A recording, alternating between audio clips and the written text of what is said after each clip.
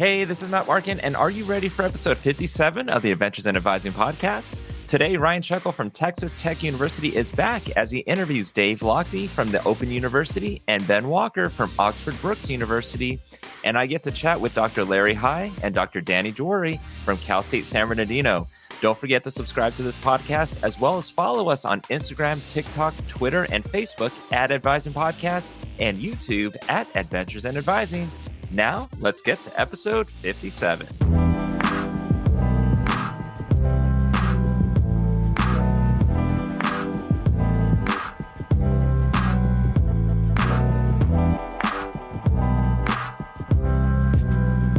Hello there, and thanks as always for joining the latest episode of the Adventures in Advising podcast. We are well into April. UKAT just finished their virtual conference earlier this month, and NACADA is halfway through their region conferences at this point. So lots of conferences and professional development opportunities that are going on. This podcast just recently hit 23,000 downloads, and after posting about this on Instagram, we received a question from Casey Gregerson asking, what is the most popular episode? So, of course, my answer would be that the most popular is the one that, as a listener, you've not only enjoyed the most, but have gotten something out of, and something that has either inspired you in the work you do, something you learned that you took back to your work or institution, or something that created a conversation starter, or maybe it's all of the above. Now, since the start of this year, the most popular episode so far by downloads has been episode 50, titled Elevating Advising Through Empathy and Care. So if you haven't, go check that out. And of course, check out all the episodes of this podcast. So on to our first interview of this episode. And joining the podcast today as a guest host is Ryan Scheckel as he interviews Dave Lochtie and Ben Walker. Enjoy.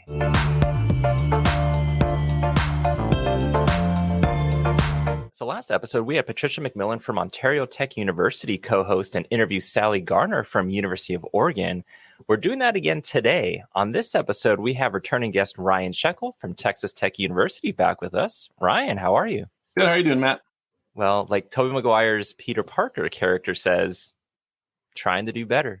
So last time we were chatting about the art exhibition that will be happening at the NACADA Annual Conference in Portland this October. But today you're back on to have the interviewing duties. So, Ryan, I'm super excited for this interview. Take it away.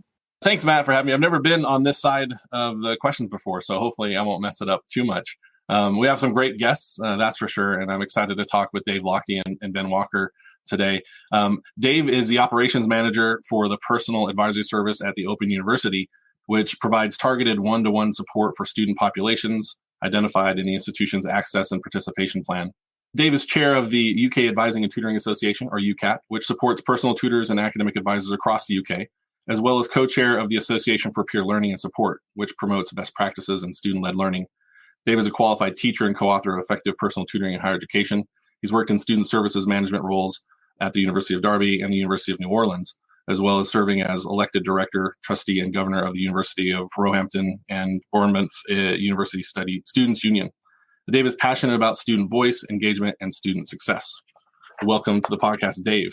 Thank you, Ryan. I'm very happy to be here. Sure. Ben is a senior lecturer in educational development within the Oxford Center of Academic Enhancement and Development at Oxford Brookes University, where he supports colleagues to gain fellowship of the Higher Education Academy, deliver staff development, and undertake educational research projects. Previously holding positions at the University of Lincoln, Manchester Metropolitan University, and the University of Derby, Ben has supported a wide range of trainee teachers and existing practitioners. Ben has been program leader for the postgraduate certificate in learning and teaching in higher education and been invited keynote speaker at national and international conferences. As co-author of books and journal articles on personal tutoring, Ben is at the forefront of professional development and research in the field and is committed to developing it further. Welcome, Ben. Thanks so much, Ryan. Thanks for having us. Yeah, absolutely. So I was reading your bios from this new book, Personal Tutors and Advisors Companion, Translating Theory into Practice to Improve Student Success. So congratulations, number one, on the publication. But you also worked with a third editor on this text. And I was wondering if you could tell me a little bit about how it came about and the background for the publication. Yeah, so thanks so much, Ryan. I suppose, at this point, I wanted to give a massive shout out to our third party and co-editor who can't be with us this afternoon because Andy Stork, or Andrew Stork to give him his official name, he's the kind of ideas man, to be honest. So without him, we wouldn't be here. That's really true. So a massive shout out to Andy. He's been a great person to see the sort of opportunity that existed in the literature, the gap in the literature, and I suppose him being a marketing lecturer, a gap in a business opportunity as well, I suppose, in those terms, to see the need for this book. And how it came about, I suppose there's a long and short answer. And if I give the long answer, that's probably going to tread on the toes of the following answer about our sort of background. So the brief answer, I guess, is that it's aiming to be the companion to our 2018 publication, which you mentioned in Dave's biography, which was a handbook, really, a handbook underpinned by research for personal tutors and academic advisors. But that was authored by four of us. So the three of us already mentioned, and Emily McIntosh, who's now at Middlesex University. But what we really strongly wanted to do is kind of give that text a kind of real world application specificity, I suppose. And that led sort of Andy being the ideas man and us developing it further to say, how about going out to the sector in the UK and saying, what about real life case studies in institutions where they hopefully have applied the themes and concepts of the 2018 book, and we can get them all to write a case study and sort of evaluate it and hopefully get it published. And amazingly enough, it ended up happening. Yeah, it's super exciting. And we'll definitely talk more about the book through this podcast episode. But, as you get to know folks and you get to hear their stories, oftentimes you find access points from, personal journeys or experiences or roles at institutions or whatever. And so I want for our listeners to sort of set the stage for that. Dave, if you could tell us a little bit about how you got into higher education and what your current role is like at your institution.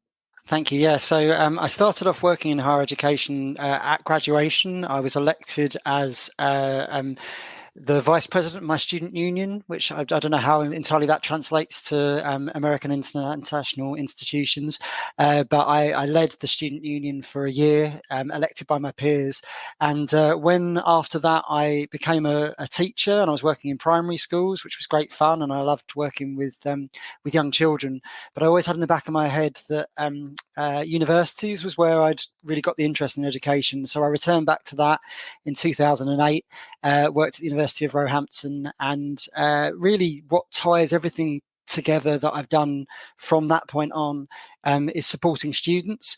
I've done it with various different role titles. That kind of my role was this, and I did all of those things, but I felt like I was student facing in every role, or managed people that are student facing, and then you respond to whatever the challenge is in front of you at different points. So I've done that from being part of an academic department directly related to a course. I had the opportunity, as you said, to work at the University of New Orleans, where I worked as a student success coach and counsellor, so really working with students one-to-one. When I returned to the UK, I've done work at the University of Derby, managing student voice and peer-assisted learning, which I'm very passionate about. And then finally now at the Open University, which for anyone that doesn't know it is an organisation which is almost entirely online, and our students are from across the UK. It's the largest institution in the UK, and we have a large population of students that you might describe as being disadvantaged or to have barriers to higher education, and the kind of purpose of the Open University is in the name, to be open to them, and particularly my department is all about supporting those students through advising, coaching and mentoring, and facilitating student success. So it's through that I've got involved through organisations like UKAT, and then on to NACADA as well. I was fortunate enough to go to the Las Vegas, Nevada conference a few years ago, which was an amazing experience. So I've always been, with the work that I've done with Ben, the books that we've spoken about, always looking towards the States and internationally when we've had the opportunity to do so, to really learn from all the things that whilst we have differences, there's more that we have in common, and it's supporting students. It's the heart of all of that.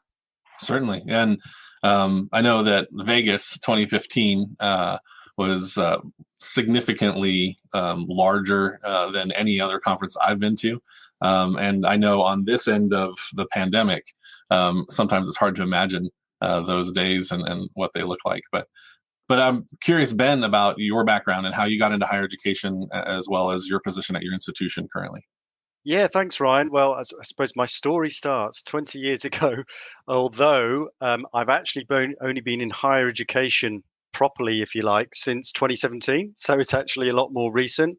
But prior to that, I was in further education, which I guess is going to be community college in the States, probably. So yeah, about 20 years ago, I've been in teaching about 20 years. I did my teacher training while I was working in a bookshop. Well, let's go back a little bit even further. So I'm an English, I think we might have some common ground here, Ryan, but I'm an English graduate. I did English and history. Then I did an MA in English literature, a master's. And then I did that thing where I kind of drifted into, should I do a doctorate, a PhD, and didn't have the time, didn't have the money or the inclination at that point. Slight regret there, but there you go. So, of course, what you go and do, you go and work in a bookshop for 3 years, which is what I did. And nothing against working in a bookshop, because it was good in many ways. But a very good friend of mine from the Masters, who I'm actually in a band with still as middle-aged men, he said, maybe something a bit more stimulating for you. I've just done the teacher training. I know you don't want to work in a school, which I never did particularly. Nothing against school teachers again, but I never really desperately wanted to. But he said, I've just done the teacher training for post-compulsory education and training. So what we would call further education or community college. And I think you would like it. And I didn't get in on the year he did it. I did it the year after. So I did my teacher training then, and got a job at Chesterfield College. I live in Sheffield, and Chesterfield is about 10 miles south of here. And I got a job as a full-time English teacher eventually. And after doing that for full-time English teaching for about 7 or 8 years, I became what rather grandly, sounds more grand than it was, but head of English, basically the head of department, which is not quite as grand as a head of department in HE, but nevertheless, I had a team of people under me whilst teaching alongside, but being a manager. And then it's those strange twists of fate that we always talk about, don't we? About how do you get into advising? No one seems to have decided one day, I'm going to get into advising. It happens in some strange, as I say, sort of twist of fate or some strange happening. And in my case, it was a bad thing that hopefully turned into a good thing, in that effectively I got made redundant, or my role got made redundant whilst at the Sheffield College, which I was then working in as a manager. I'm managing within curriculum, within department. And effectively they reduced the number of roles. I effectively got made redundant, and within 2 weeks I had to apply for a job. Well, sorry, I was encouraged to apply for a job at the same level called Learner Success Manager, which was in student support and experience. And I got that job. So that was in 2011. And at that point, the link to advising is coming soon. At that point, that job was brand new. We had a team of staff under us who you might call professional tutors, or under a centralized personal tutorial system. So more like primary role advisors in the States. And we managed those people. So effectively in the college, we were given the task of implementing a centralized new tutorial system in the college, which was, in equal share, challenging, daunting, scary, and exciting. And then what happened is a guy called Andy Stork, who's already been mentioned, in 2013 got the same position as me. So there were 3 of us fellow managers, and I'd known him from when he was a business teacher and I was an English lecturer. And he saw rather an opportunity, a gap in the market, and a gap in the literature to sort of, we've implemented this new system. It does seem there is a real need here to sort of help people out with the professional development of personal tutoring and advising. So that gave rise to a book that eventually got published in 2015 for the further education context, which has its kind of revised editions. They're not officially called that, but they're kind of counterparts in HE, which is this book we're talking about today, and its predecessor in 2018. So that's what happened then. Around that time, I was a student support manager. in a college, which was very, very interesting, with loads of social problems walking through the door. And it was kind of mine and my staff job to see those students in very challenging circumstances through their studies. So we learned an awful lot at the time. But during that time as well, I got into teacher education, which is effectively teaching the course that I had done, back in sort of 2001, 2002. And so basically that was higher education, but located within further education. So what we call higher in further education here in the UK. And that was in partnership with Sheffield Hallam University.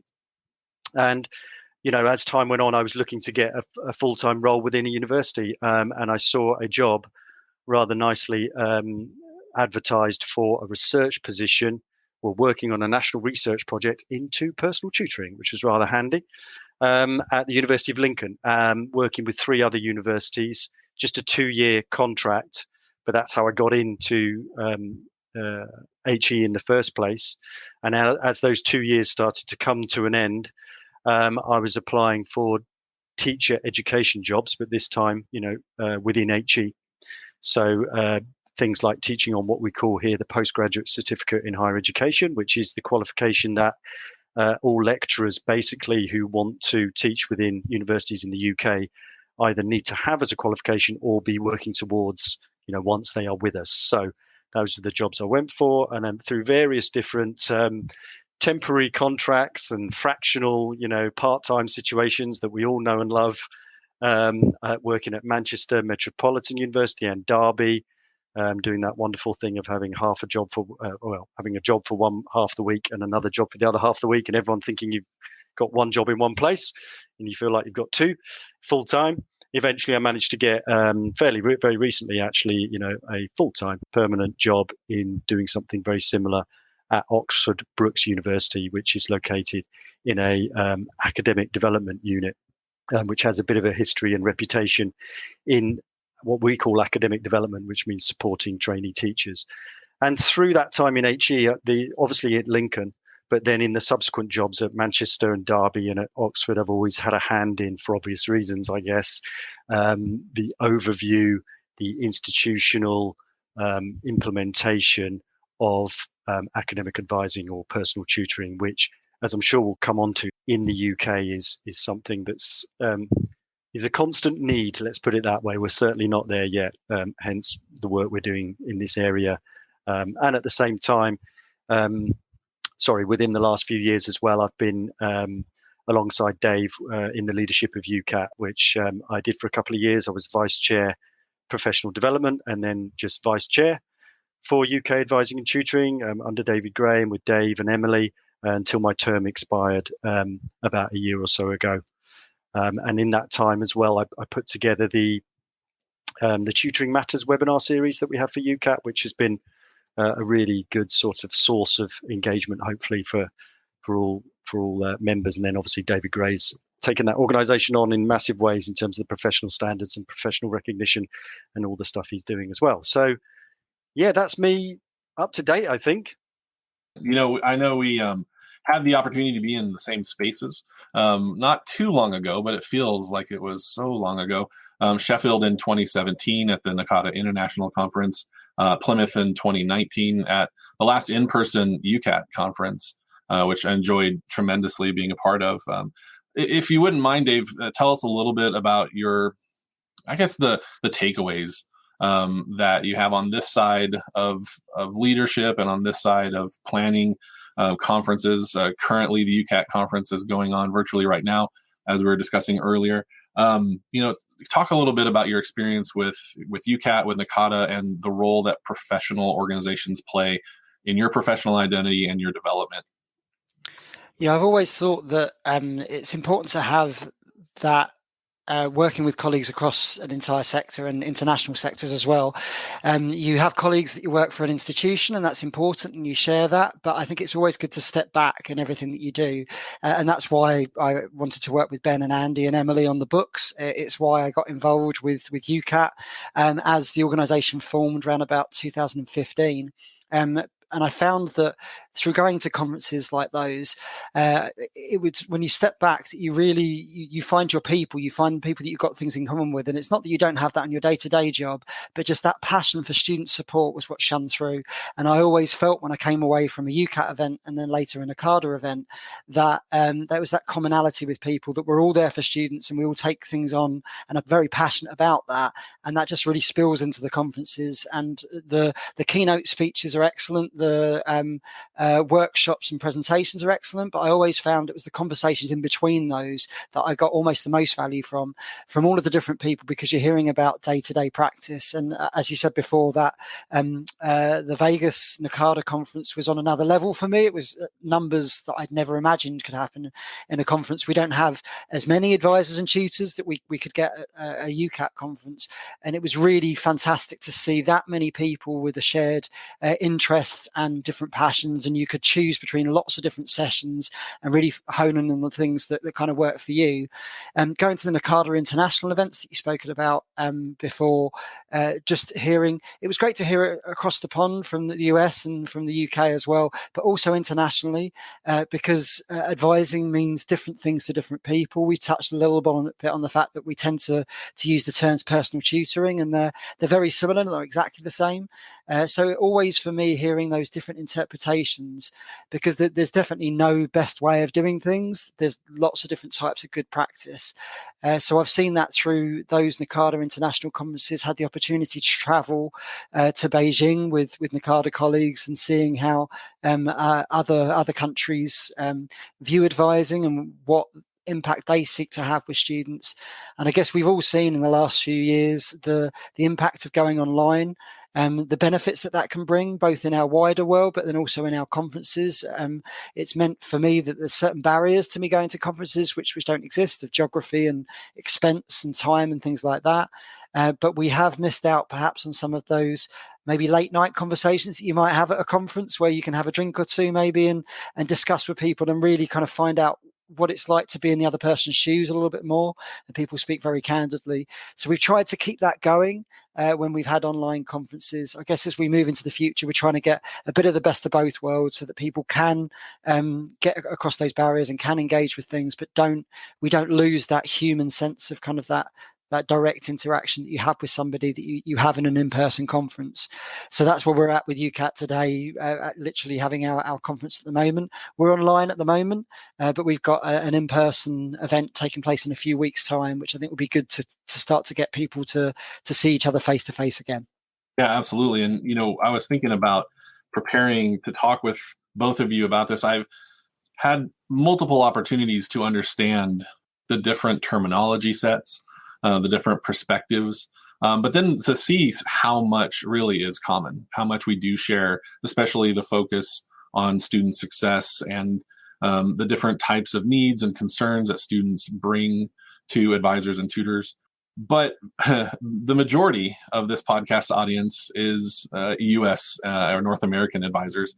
And we've had other guests from other countries on the podcast. I'm going to signpost or flag up a couple of podcast episodes. Number 22 is our mutual friend, David Gray, CEO of UKAT. But also number 37, episode 37, our friend Ann Bingham, she shared a little bit about her experience and her background in higher education and how she approaches personal tutoring.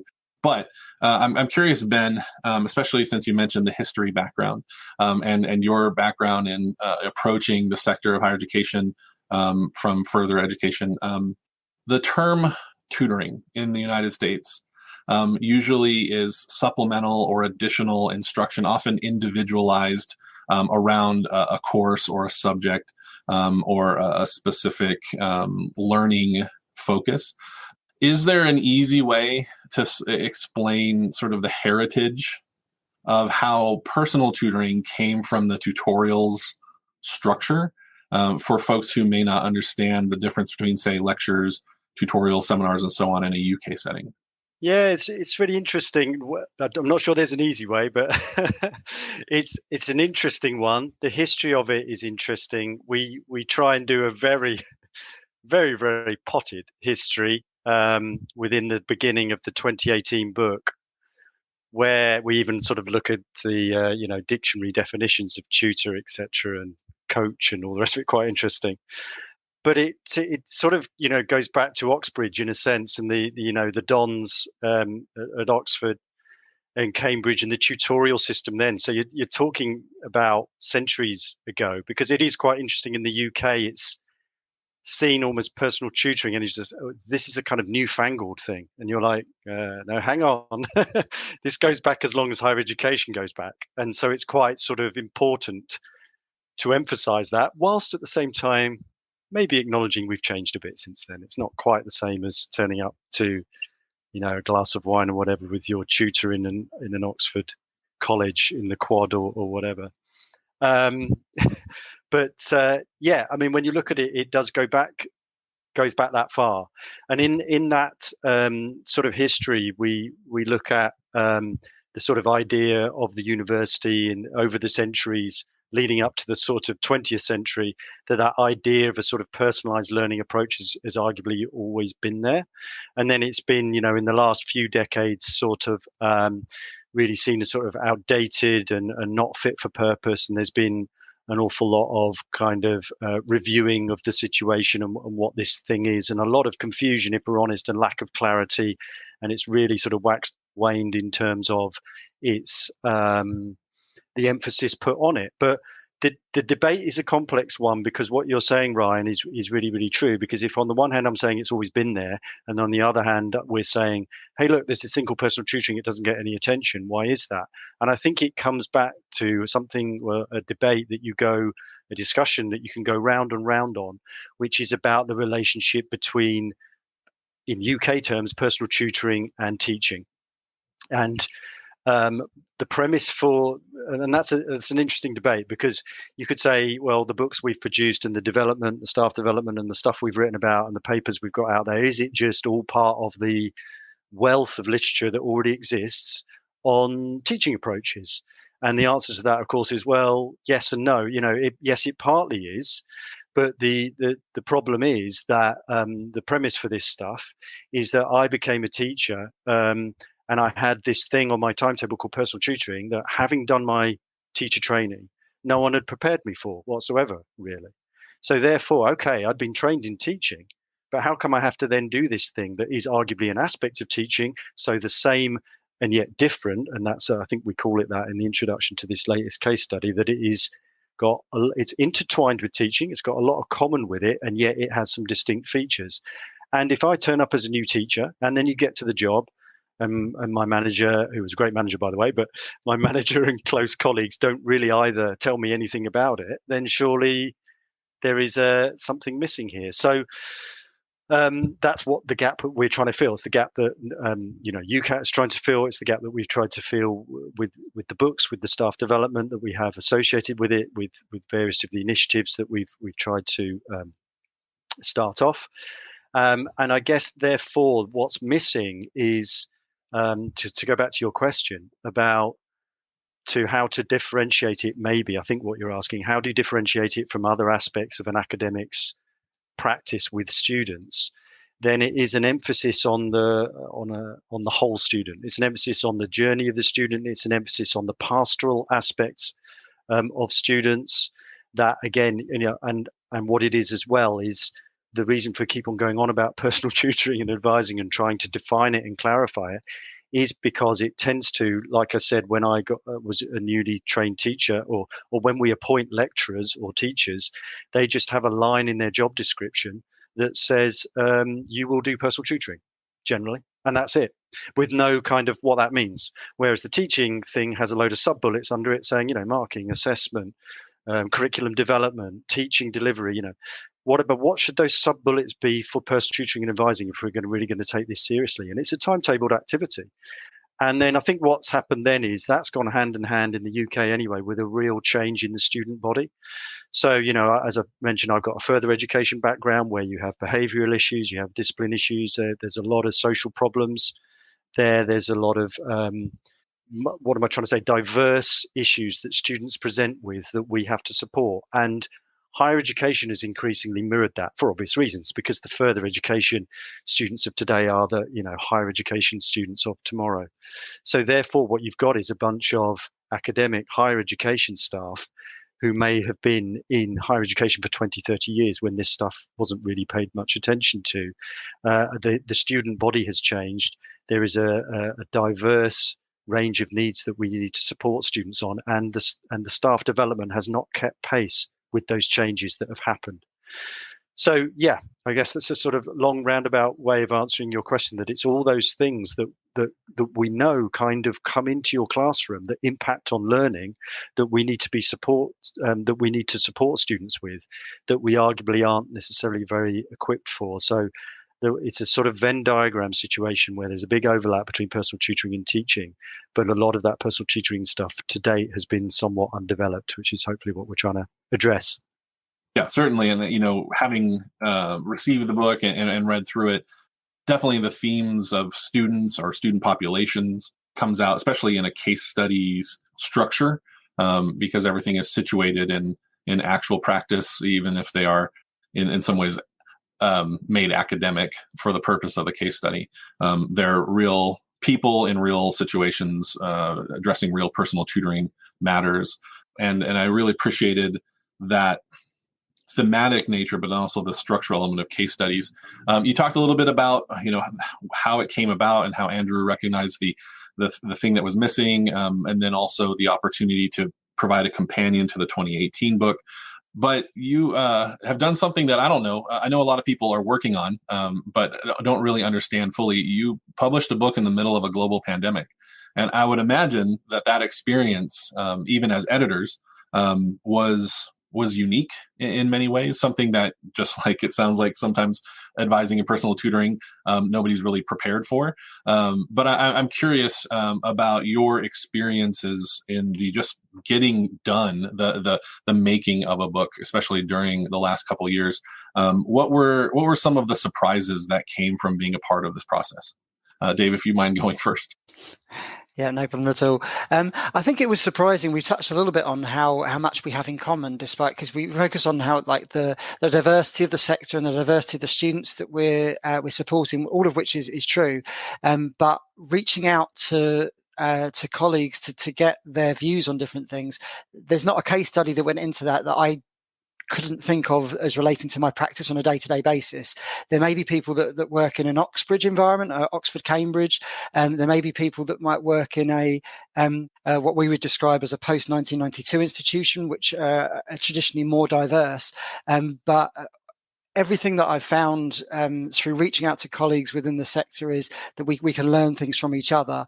And I continue to do that, even though there's, I would be on what you might term a professional services side. There are colleagues there who are writing from being primary role academics. I found that I learned a great deal from them as well. And it just, from that diversity, that we did find those common themes, and that was the highlight for me really in doing the book. I wanted to look at, having done the 2018 book, which I really describe now as what we think was going on in the sector at the time, based upon all of the literature, and we read up lots and lots. We all gave our opinion. We've all been working in the sector for 10, 15, 20 years, and this is what we thought was going on. But we can really say now that there were 150 applications for people to put things into this book. We ended up with 50 authors writing parts of it, 25 different case studies, just amazingly diverse, but the common themes I found really, really interesting. So kind of grouping that into how we were adapting to, as you say, a change in everything really over the last couple of years. And when we look back on writing this book or editing this book, we can't get away from the changes that we had. We did the call for proposals before lockdown and received lots of submissions for chapters just as we were going into that period. But as they've actually been written, the case studies, and we've then edited it and gone through the editing processes, we've done that as the sector has been reacting to this huge change that's kind of unavoidable. And that does come out in the case studies. There's lots of them that talk about how they adapted to it. And yes, as you say, like kind of writing a book, whereas previously we would do meetings online because Ben lives an hour away from me, but we got together before lockdown and went through all the different case studies and things like that. And we haven't got a chance to do that in the last, so that pretty much the entire process from that point on, myself, Ben, and even Andy, Ben and Andy live closer to each other, but the vast majority of it has been done online.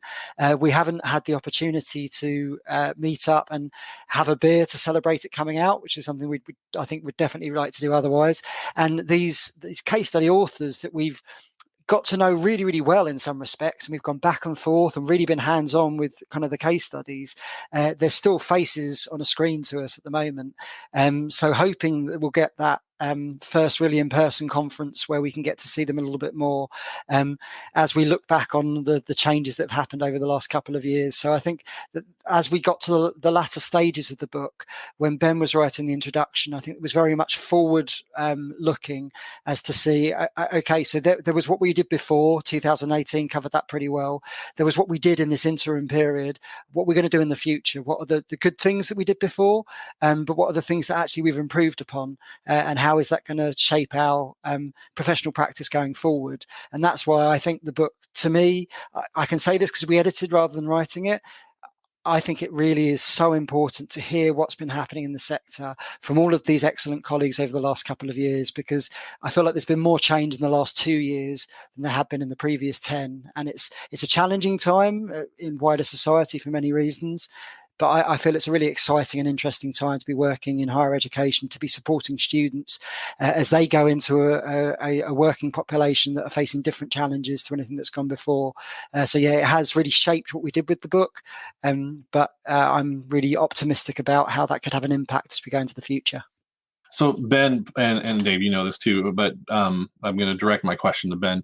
Part of the reason I'm even speaking with you right now is because my crazy brain made a connection between the publication of a book and the release of a blockbuster film.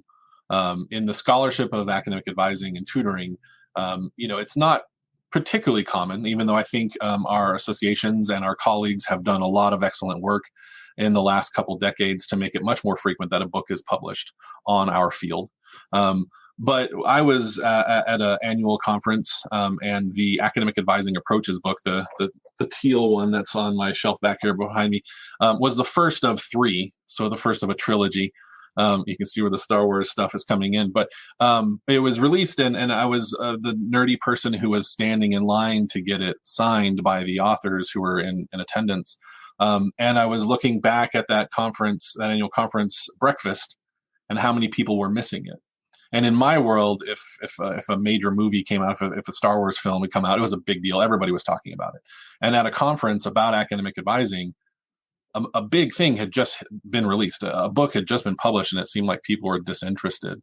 And we talked a little bit beforehand about the place of books in the scholarship of advising and tutoring. And Ben, I'm curious, your experience of having been involved in multiple publications now. Where do you see this specific publication, its place in the scholarship of advising and tutoring, but then also the nature of books in general scholarship as well, as far as publications go? Yeah, it's a really interesting question, Ryan, and it's one I've been forced to sort of grapple with, actually, because we have not necessarily always wanted to, but we have a route in the UK to doctorate, actually, to PhD, called PhD by published works or PhD by publication. And maybe in hindsight, I should have chosen a different route. But when I first got into HE, I was encouraged to take that route. Where alongside we have things like professional doctorates and obviously the sort of traditional doctorate by thesis, PhD by thesis. Anyway, I was encouraged to take that route, and so therefore, I'm sure I would have thought about this anyway, but therefore I've been forced to sort of spend a lot of time thinking and almost justifying how things that I've produced and me and other authors co-authors have produced fit in, how much they count. And I think one of the reasons, what am I trying to say? Some of the ways in which then they don't count are kind of institutional. So I hope overall the big picture is that these publications count in that people will use them. And actually, in terms of this companion text, one of the most heartening things has been obviously to see how people have talked about in case studies how they've used the ideas from our 2018 book. So they're being used, so they count in that sense. But from an institutional perspective and almost like HE, almost political perspective, I agree with you that they often get sort of neglected or forgotten, whether intentionally or not, I don't know. But maybe it's explained by the kind of institutional or wider sector politics to do with research funding and to do with impact factors and to do with, in the UK, something called the Research Excellence Framework, which we now have the Teaching Excellence Framework as well, that brings in money for research. And it does the things that we've produced for the books we've produced for critical publishing anyway, do not fit neatly into that gold standard or accepted format that academics, or maybe because of that wider institutional and sector perspective, have. They don't really sort of notice them unless they are national or international peer-reviewed journal articles or academic monographs. As Dave will know, we've had loads of interesting discussions with Emily about is our book a monograph, and real navel-gazing stuff where you think you need to really get back into the real world and real world problems. But as I say, we've been forced to sort of consider these things, and it is an interesting question. When we looked at it, the monograph just meant a sort of what does it mean in terms of an original contribution? But a traditional academic monograph, again, it tends to be more sort of empirical, research based, and our what we have at the sort of other end of the spectrum, I suppose, that can be a bit dismissed by people or forgotten by people, maybe unintentionally, is what we call in the UK practitioner texts, which are more sort of practical handbooks, pick them up, and they can be somewhat dismissed by certain academics because they're not necessarily based on primary research. And who makes up the rules here? I think it is a very interesting debate that we probably haven't got time for. But I think our books in particular sort of sit in some grey area between maybe those two extremes, in that they are practitioner texts. We have a bit of first person in there. We address the reader directly, which you wouldn't necessarily get in an academic monograph.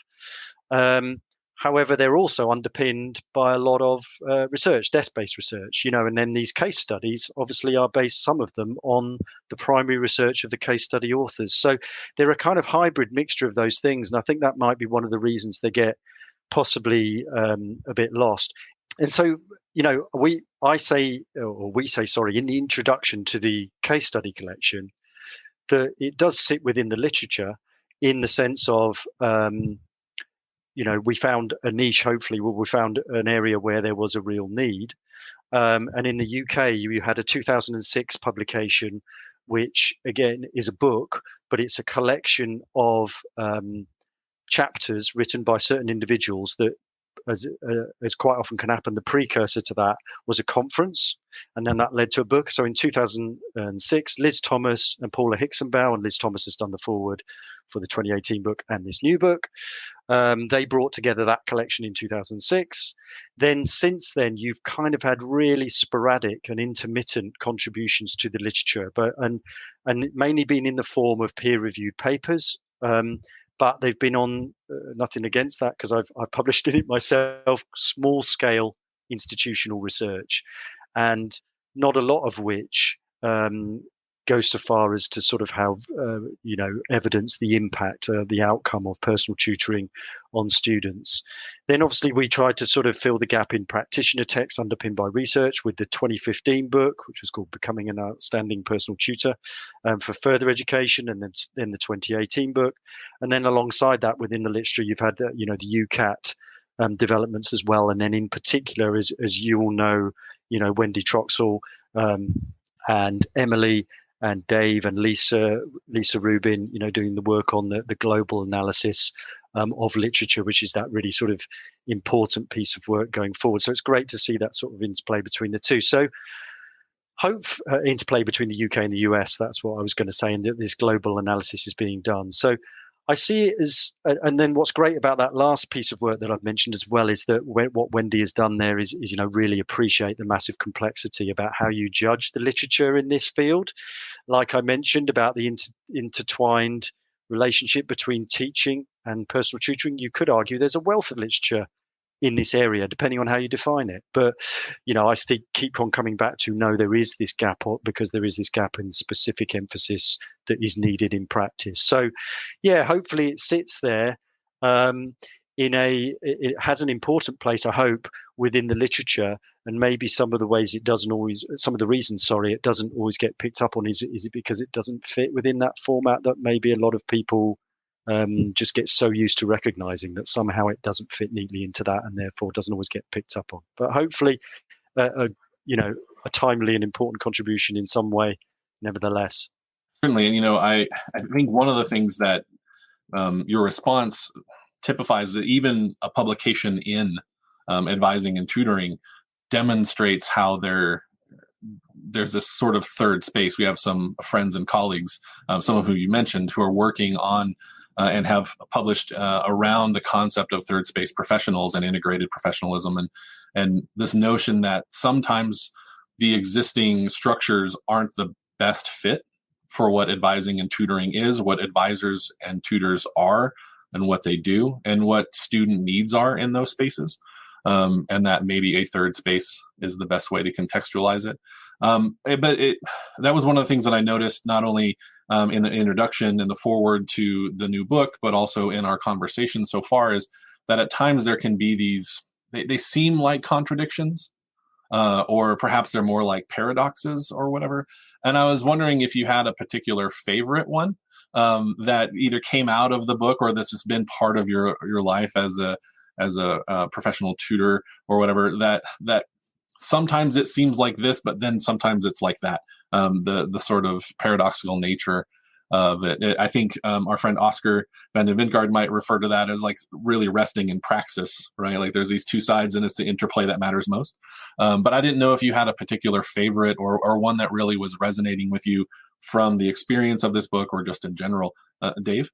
Yeah, well, we had a couple of quotes that we've been looking at as part of the book, and things. One of them, which didn't go into the published version of the book, but it was kind of not a mantra, but I guess a quote that was in our minds, which was the cause and solution to all life's problems, which the original quote is talking about beer as being the cause and solution to all life's problems, and is referring to Homer Simpson, if you know it. But we kind of spoke about that being how advising or tutoring sometimes is seen, and that when there is in the UK, it would be that there's a teaching excellence framework that comes out. There's a student survey, and institutions are trying to make their students a lot more happy, make them succeed more. Oh, the solution to that is this. It can be advising and tutoring, but if it's not happening, then the problem kind of rests with them. And certainly something in the UK that it's not been the established field, perhaps as much as it's becoming more and more in the States, where it's got that research credibility alongside the practitioner. And that's what I guess we've tried to do to kind of navigate between the two of them, to make sure that when we've quoted all the literature, we've read everything that's out there, we've read the international sources, we've read things in the UK, and that's what we put into the 2018 book, and it's very, very well referenced within that. But at the same time, we didn't want it to be kind of a dry academic thing that people would read. We would want it to be people to pick up and to go back to before a session with the student, after a session with the student, and to hear as part of the book launch, when we launched the book 3 or 4 weeks ago, that somebody said about the 2018 book, they said it had been their Bible over the last 3 or 4 years.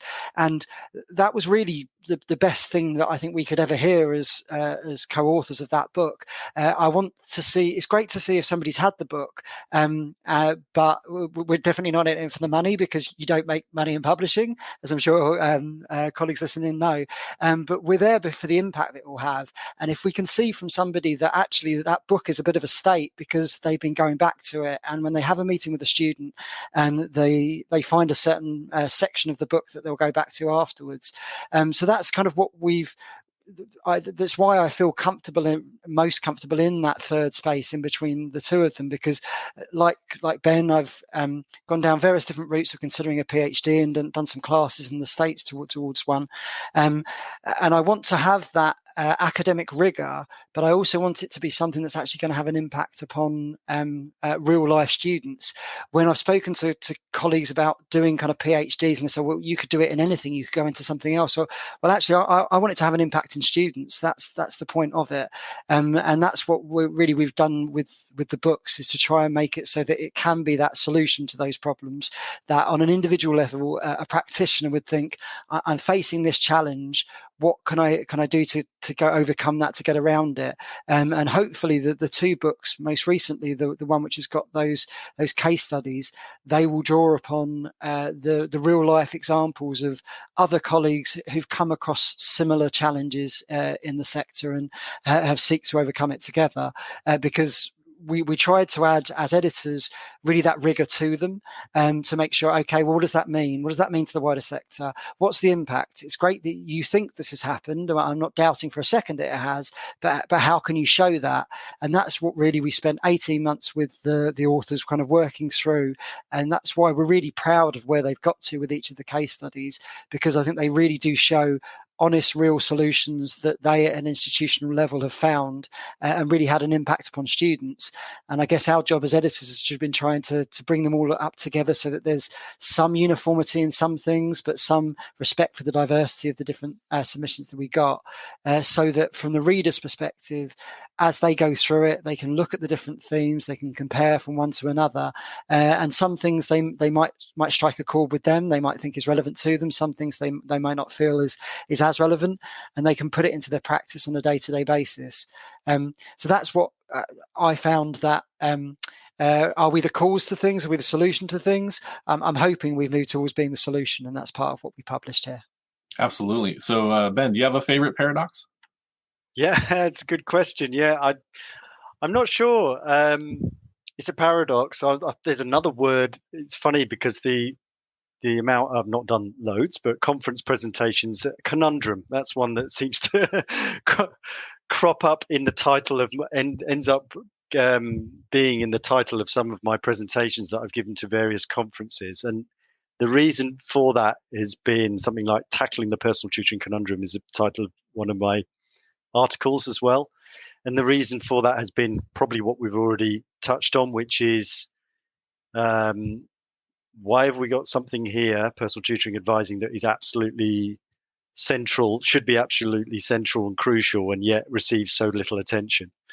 And I think, to answer that, it probably goes back to some of the things we've been discussing previously, about its place and about people maybe not seeing it, practitioners or managers maybe not seeing it for what it is. One of the ones that came out of the book that was a kind of favorite, I'm not sure it's a paradox. Don't think it is.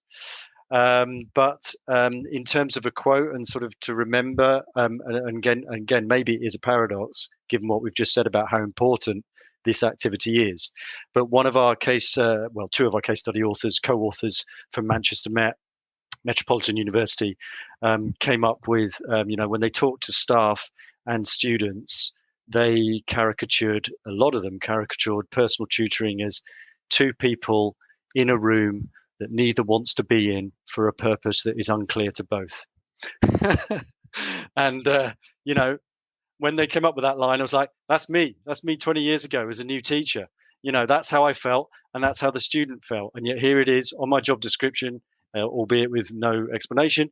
And here it is, on my timetable. And so it's, not sure that's a paradox, but that's that is the challenge. And as we've said, that's a key challenge, as Dave's already said, that we're trying to hopefully solve and make that no longer the case for both the student and the staff who is involved in a tutoring interaction. Well, certainly having spent the time that I have with the book and the previous book and the work that y'all done, I know that the clarification efforts are well underway. And I appreciate so much your time today, giving us a perspective of just that kind of commitment to the community that's being built, the communities of practice and refining the important activity of personal tutoring and academic advising through scholarly efforts. The personal connections and the conversations that we have the opportunity to have in these informal spaces are so valuable and so meaningful, but without the work of formal sharing of scholarly perspectives, whether through presentations or publication, whatever shape they may take. Sometimes it's folks just talking about work. But we have the opportunity, I think, as academic advisors and personal tutors to readily engage in these conversations. And this podcast is just one of the many ways. But I'm honored to say that I have had the chance to get to know folks like you from all across the world who do work that is very similar to and shares far more in common with the work that I do than a couple of words or terminology differences. And so thank you so much for coming on the podcast today, Dave and Ben, and congratulations to you and Andy as well on this publication. I look forward to it being of use to me in my practice and for many more to discover it. Thanks for coming by. Thank you for having us. Thanks so much, Ryan. Great to be here. Thank you.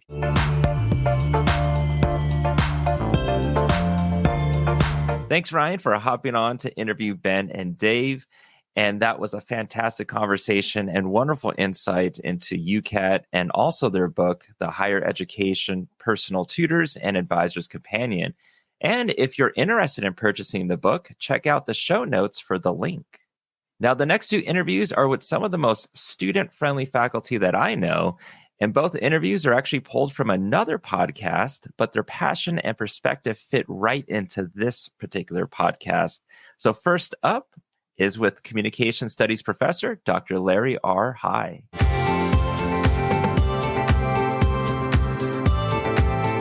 Dr. Larry R. Hygh Jr. is a lecturer and the internship coordinator in the Communication Studies Department with an emphasis in public relations, strategic communications at California State University, San Bernardino.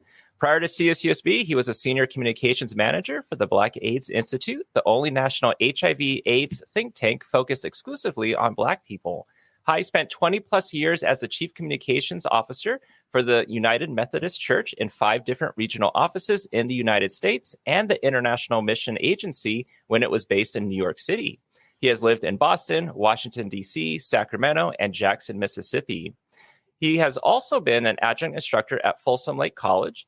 He earned an EDD in Organizational Leadership from Pepperdine University, MA in Mass Communications from Stephen F. Austin State University, and a BA in Radio Television from the same institution. During undergrad, he interned at the White House, U.S. House of Representatives, and the 1996 Summer Olympics in Atlanta. Hygh describes himself as a fun and adventure enthusiast who is a foodie and loves to travel. He has traveled to 6 of the 7 continents, 29 countries, and 47 of the 50 U.S. states. You can also visit him on the website, larryhygh.com. Professor, welcome. Thank you for having me today, Matt. Yeah, no worries, no worries. Yeah, I'm glad this worked out. I know we met each other a few years ago. We have people that we both know within academic advising. So Amanda Roberts-Mather. And we so go back to elementary school.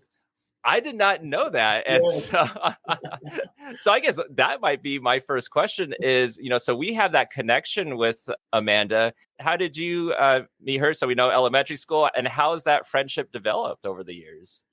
We went to elementary school together in Marshall, Texas, at St. Joseph Catholic School. And now through the miracle of social media, we're able to keep up with each other.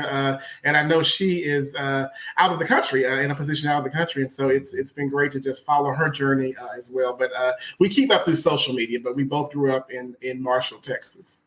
Yeah, and I know when you first started at Cal State San Bernardino, Amanda reached out to me through social media. Was like, you got to go and meet Larry. And then we met at one of the events, and then we've kind of connected over those years.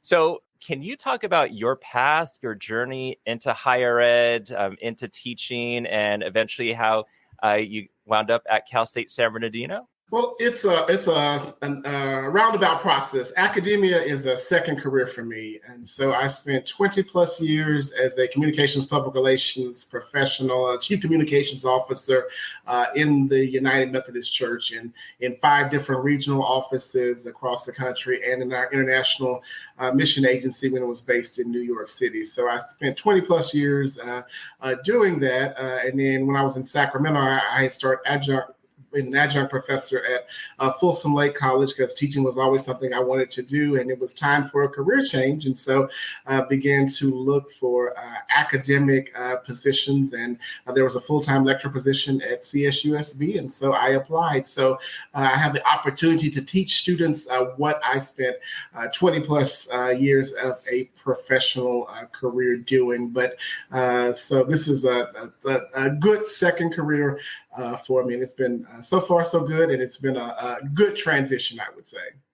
Yeah, and I follow you on social media and see really like how involved you are, like not only at Cal State San Bernardino but within the community. And I'm like, does Professor Hygh sleep at all? So it always seems like you're on the go, always doing something. And on your website, there's a quote on there that says, "My purpose is to help people find the greater good in humanity by celebrating what's right in the world."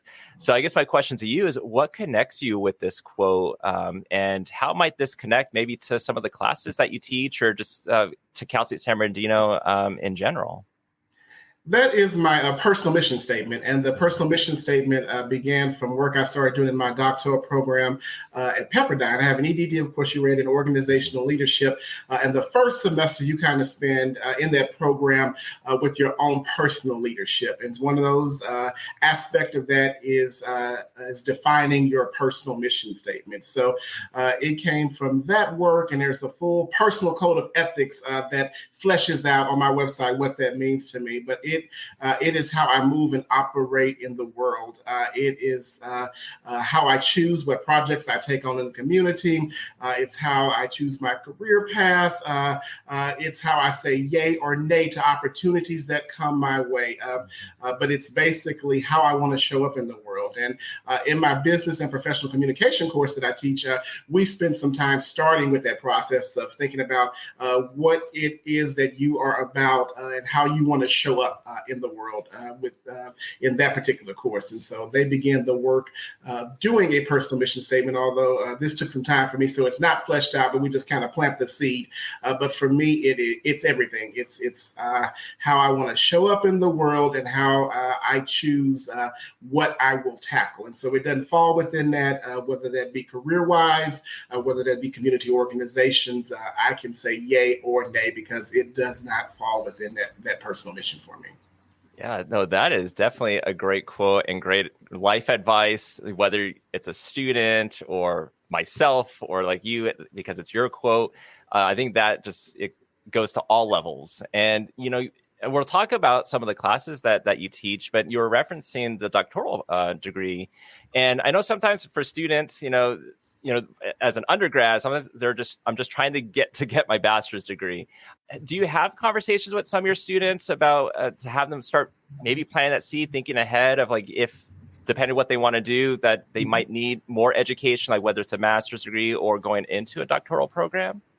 I do. In fact, before we jumped on today, I had a meeting with a student who is planning, he's graduating this summer and wants to take a semester off in the fall and then enter into a master's program, psychology. He's a communications minor, but he was just asking for some of my advice of how to maneuver that process, what he should be doing with application processes. But I always tell my students that I think education is a great equalizer. And, 80% of our population are first generation college students. And I tell them all the time, you not only change the trajectory of your life when you participate and complete higher education, but you change the trajectory of your family's life. And so I try to encourage our students, if you go into the workforce, let's see what we can do to help you get into the workforce, into a career, a field that you are excited about. And if you want to go further into higher education, let's see how we can help you go for that. My doctoral program was not plan per se. Undergrad, I finished undergrad in 3 years, and so I kind of rolled into my master's program at the same institution. But the doctoral program was something that one of my friends actually encouraged me to do. It was a after meeting parking lot conversation, and he was in this program. He started to tell me about it, and there's a cohort model, and it was for working folks. And so I was like, this is a great opportunity to go even further in my educational pursuits and explore leadership, something that was totally different from communications. Yeah, it's funny to kind of reflect on that in a way where, let's say that conversation never took place, like in that parking lot, and then it's like, where would you have still gone on to the doctoral program? Would you have met with that friend later on sometime, and then it still led you on that path, or could have led you somewhere else? So I think sometimes we think, oh, we just got from point A to point B, and it was like this direct path. And sometimes it was just this random conversation or randomly meeting someone that led into a different conversation that got our interest, to something else. And it was a cohort model too. So then even from that program, I have some folks who are lifelong friends now, who've helped students at CSUSB with various projects and have been speakers in my courses. But then I have some lifelong friends from that program too as well. Yeah. And that's always nice with like cohorts and just having, just networking and just talking to other students and other folks. And then that just turns into those lifelong friendships. And those are really, really nice stories to be able to reflect back on and be like, yep, they became a good friend and they still are today. And earlier you were mentioning one of the classes that you teach. Can you talk more about some of the other classes that you teach or what you're teaching this semester? Well, I teach in our communications studies department, and I teach in strategic communications concentrations, which was formerly public relations. So this semester, I am teaching 2 sections of business and professional communication. I am teaching an advertising and social communication course. I am teaching also our strategic communication campaigns course. And I've taught other courses in the strategic communication track, which are public relations writing, as well as crisis communication. I'm also our department's internship coordinator. So I'm supervising about 15 interns in the field of communications in various industries right now this semester too as well. So teach 4 courses and supervise about 15 interns. Yeah, so it seems like there's probably a good chance that some of the students within those concentrations might end up having you for multiple classes for their time at Cal State. Yes. And so last graduation back in December was my first actual in-person graduation, and it was bittersweet, and it was moving for me, I know, as much as my students, because a lot of those students that graduated from our concentration started with me, and we were actually in person, and so and a lot of them had their last 2 courses with me, and so it was just like, oh my God, to see the growth, and they're going into various jobs, and they're going to knock it out of the park, and so it was just like, this is what it's about. When they were walking across that stage, I think I was as excited for them and their extended families that were gathered, because I know they told me their various stories too on the journey, and so it was a great full circle moment for me. Yeah, it's full circle, and then they've gotten to know you, you've gotten to know them, and then they know that they can contact you if they have questions or they just want to follow up and let you know, hey, this is what I've been doing after I've graduated. Yeah, and they keep up on some of them from my keep up on LinkedIn and social media, and so it's I think it's easier to keep in touch now with folks than it, of course, the miracle of social media than it used to be. And so yeah, but they let me know all the time what they're doing, and I'm excited. I'm so excited for them. Yeah, back in the day, we had to physically write a letter and then put it in an envelope and mail it out. Or pick up the phone and call. Yeah. Oh, goodness. Actually talk to someone on the phone versus just texting them. So, I mean, you teach like many different classes. Do you have like a favorite topic or class that you teach? I have favorite portions of every class. I would say probably my strategic communications course is the favorite. It is usually it's seniors for the most part. Some folks within a semester or 2, but most of the time it's folks who are graduating. But that class, they self-select into teams, and then they self-select in their teams a nonprofit to work with in the community. And they produce for that nonprofit a full public relations campaign, and they execute a portion of that campaign. So at the end of this semester, we will have worked with about 18 nonprofits in the Inland Empire, but they get that real life experience. And I like to see where the aha moments go with the challenges and then with the opportunities of working with nonprofits, because the nonprofits range in size and scope of what they do, and then also in resources, what resources are available. And so that is a very hands-on class. And so that's probably one of my favorites. But then like our business and professional communication, it is you're learning stuff like resumes, cover letters. They do a biography. They start the work of doing a personal mission statement and a personal professional development plan. So I love to see just the aha moments that go off, the lights that go off on some of the discussions we have. And then like I'm teaching advertising and social communication. I love it. So like we're going to talk about Super Bowl ads and in the context of just advertising and social communication next Wednesday. And then in the fall when I taught it, of course, it was political season the last time I taught it. So we looked at political ads. And so I'm a real world professor. And so like I try to bring what is happening in the real world, make it relevant in the classroom, and also how do you plug into whatever the dialogue that's going on in society? How do you make that fit into your everyday existence and think about it in a critical, in a different way? Yeah, no, I like that you very much, it's not just theory based. It's like, how can we put this into practice and then really connecting it to the real world? Because sometimes I'll meet with students and, their comment might be like, it's just hard for me to kind of grasp what I'm being taught. And in this case, like, let's say with some of your classes, you're connecting it. So for them, they can make those connections easier and hopefully easier for them to learn and remember that material and be able to apply it. So that's really cool. And I take feedback from them as well, too. So like at the end of the semester, we do this whole exercise. What did you learn? Of course, what would you change about it? And so even in the advertising course, the first semester I taught it, students were like, well, we talked about ads, we saw ads, but we never produced any ads. So why don't you have us produce it? I was like, good idea.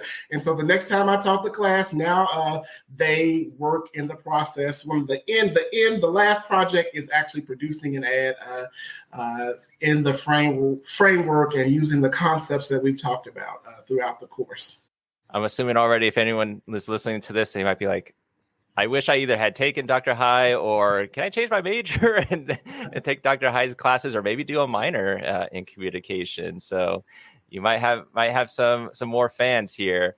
And you are also the internship coordinator in the Comm Studies department. And, sometimes when we hear the word internship, or the term internship, that might make some people, their anxiety jump. And it's like, oh, how do I find an internship?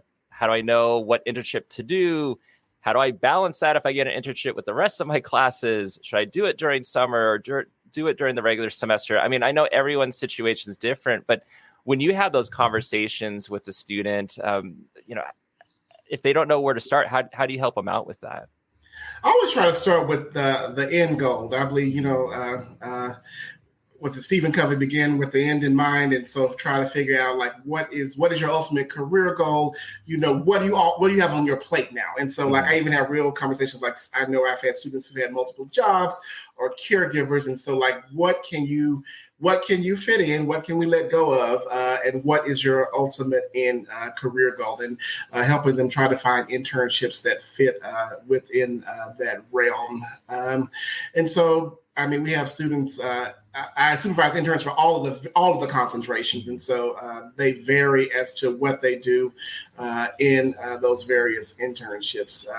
But basically, I meet with them 3 times throughout the semester, and they work through a workbook, and we do a lot of reflection. And so, at the beginning, usually they've started. And so we talk about, how's it going? And then one of the books that I assigned them is how to basically function on an internship. But it's a good book on how to function in a actual actual job business setting. And so we talk about how it's going, what are some of the obstacles, challenges that you see possibly coming up. They reflect some throughout the process. We meet again midterm and then at the end as well. And then they're always free to my expectation, if they don't have a resume, is that we help them develop a resume throughout this process. And also I always tell them, make sure you keep the work that you've done so you have work samples. But I always tell students, for me, I am who I am and a product of internships, some great internship opportunities. But I think now in this day and age, especially, you have to intern and get some experience in the field to get your foot in the door. And I'm passionate about internships. I interned an undergrad at the White House and on Capitol Hill in the summer prior to that at the 1996 Summer Olympics in Atlanta. And so I ended up I was a television major, but I ended up doing PR, strategic communications, because of my internships.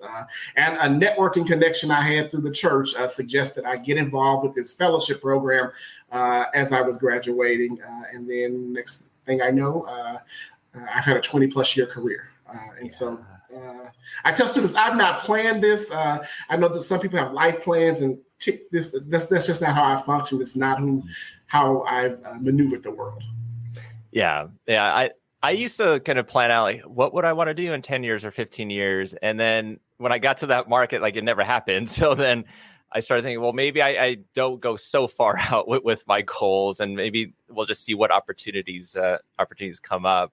But yeah, I mean, that's kind of how life is sometimes. It's just opportunities might happen, or you just might have that conversation or network. But I like how in your classes, like you're making everything kind of go full circle, whether it's when you're an internship, when you're working with those students throughout the semester, or if it's a class that you're doing the lecture on. And you've done a lot of different keynotes. You've been a keynote speaker various times, and you've spoken on various topics, so related to racism, racial justice, and diversity and equity. With these topics, are you able to weave those into conversations in your classes or with your students? Oh, yes. I don't know how you could not weave them in. No matter what subject matter you teach, race is woven into the fabric of our society. Justice issues are woven into the fabric of our society. So the advertising class, just to think about it. So we last week talked about sex and gender as it relates to advertising. We're going to tackle race. So these are discussions that I think naturally and logically happen, but then also we are Hispanic serving institutions. 60% of our student population is Latino, Latina, and another 20% of people of color. So I don't know for me how you could not have conversations about race, equity, inclusion, et cetera, and you are dealing with students of color who have to maneuver in a world that still does not necessarily view them in a dominant culture fashion and expects them to assimilate. And so how do you not have conversations about race, justice, equity, inclusion, et cetera?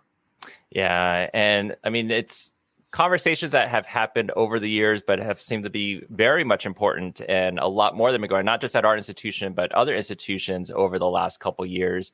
How do you feel CSUSB has done with having those conversations with faculty, staff, and students?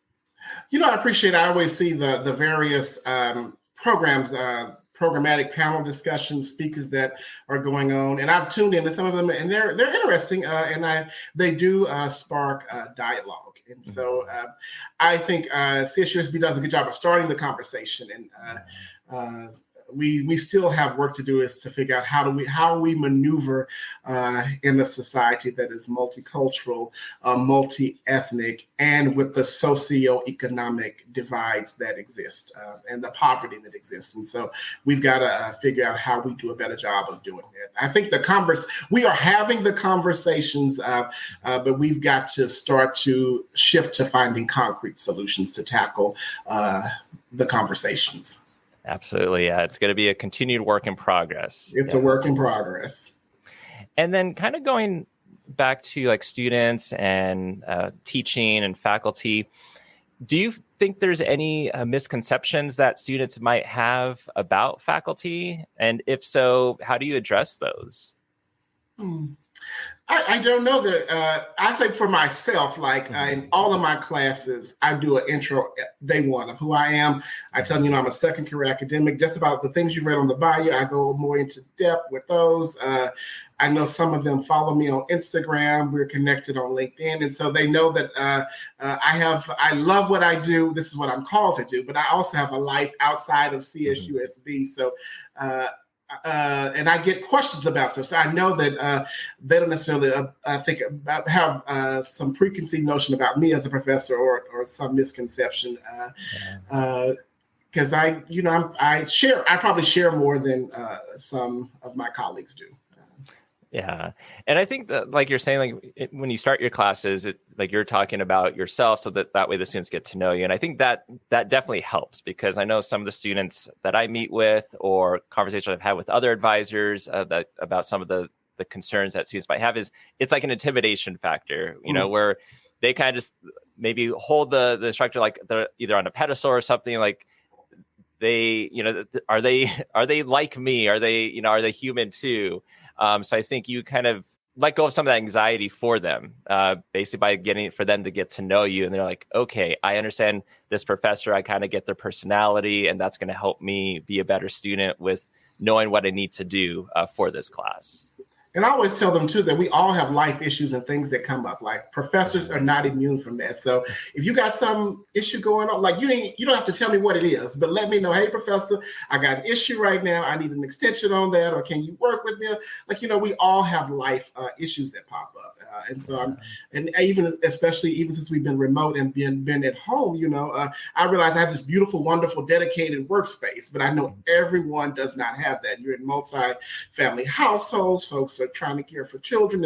And I even bring in speakers. When I remember the first semester we went on remote and on lockdown, I call it, one of my friends who is a journalist at a major news outlet, she is fostering 2 toddlers. She has a 3-year-old and a 1-year-old. And I was like, Joan, I know childcare is something that takes a lot of maneuver. It's like, don't get childcare. If you have to stop, I'll have some exercises. And sure enough, about halfway through, it got quiet in the house, and she's a single parent, and so she had to go check to see what was going on, and then she came back.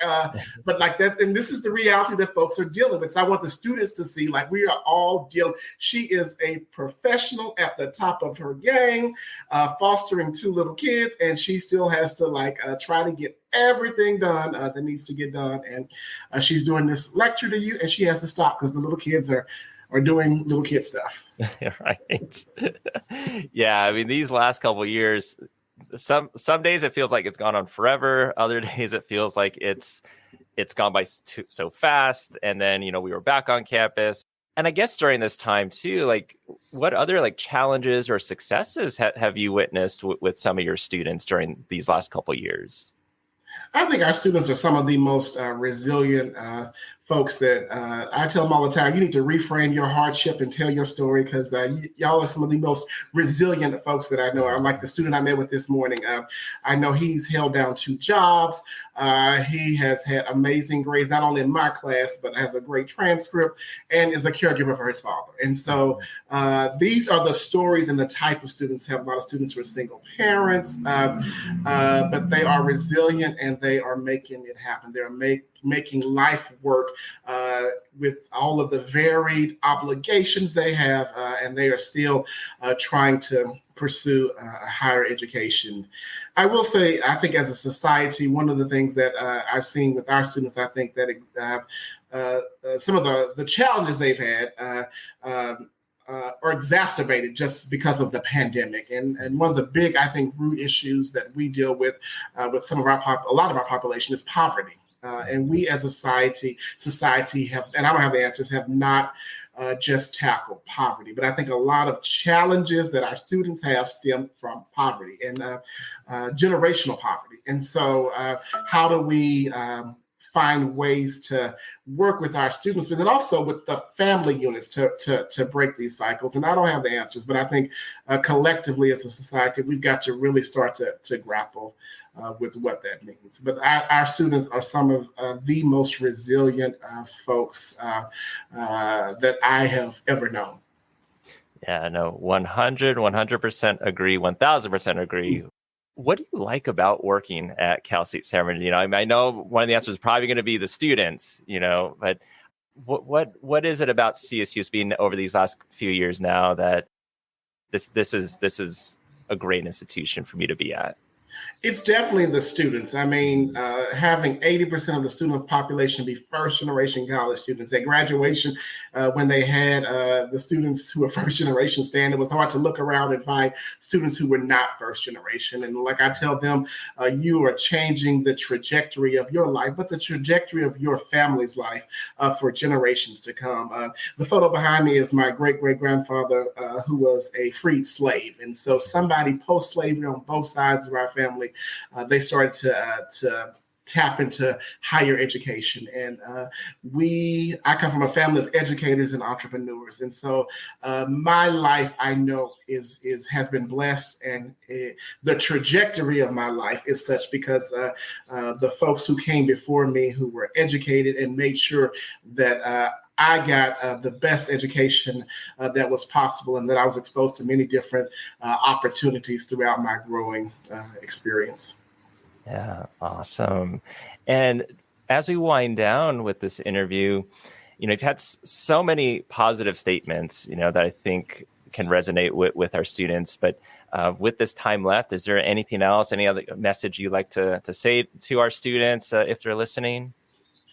I always tell students there are three good things that I love. Three things that I love. Always make sure you got good ride or dies. And so the folks who are in my inner circle are folks who show up with me. They've been with me on mountaintop experiences when everything was going good, and they've been with me in the valley experiences when life was not so good and things were bad. So find folks who know the real you and love you for who you are anyway, and who encourage you, but also who push you and challenge you when you're not being the best that you can be. I always tell folks too, and these are two bits of advice that I love. One of my friends, I remember posting one day, she says, every morning I look in the mirror and I acknowledge my competition. And so I think that's a good thing. You're in competition with yourself. You have everything innately within you to succeed and to be all that you can be. And then finally, I always tell the students to do you and make the world adjust. And so live out loud, come in there bold, yelling out loud, and do you. Don't make folks just put your light out and hamper you down and put you in a box, but do you. Love it. Absolutely love those. And last question, we'll talk about something outside of CSUSB is your hobbies. So like from your bio, you visited a lot of states already, a lot of countries. You're a foodie, a fun and adventure enthusiast, as you put it. Talk more about that. Well, the traveling, I love the traveling. Of course, the COVID pandemic has put a damper on that. And so I'm looking forward to knocking out that last continent, Antarctica, and then those last three states, North, South Dakota, and Idaho. I had a trip planned for spring break of March 2020, my birthday week too, to Portugal. And so that trip, of course, has to be replanned. And looking forward to kind of emerging from that this summer. My parents celebrating their 50th wedding anniversary, so we're going to do something with them as an extended family and just some other opportunities.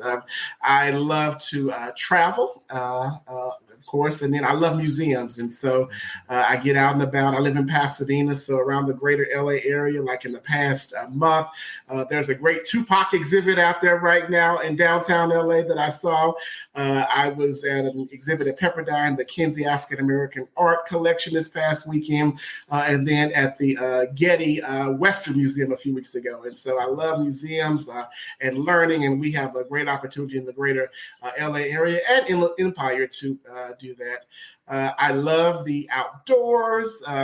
Twice a week at 5:45 a.m. to 6:30. I'm at Boot Camp Pasadena trying to get some muscles. I like hiking and walking. I'm training with my best friend right now, to the friend who recruited me for that doctoral program to ride the AIDS life cycle in June, the 545-mile ride from San Francisco to Los Angeles. And so I have been doing some training rides for that.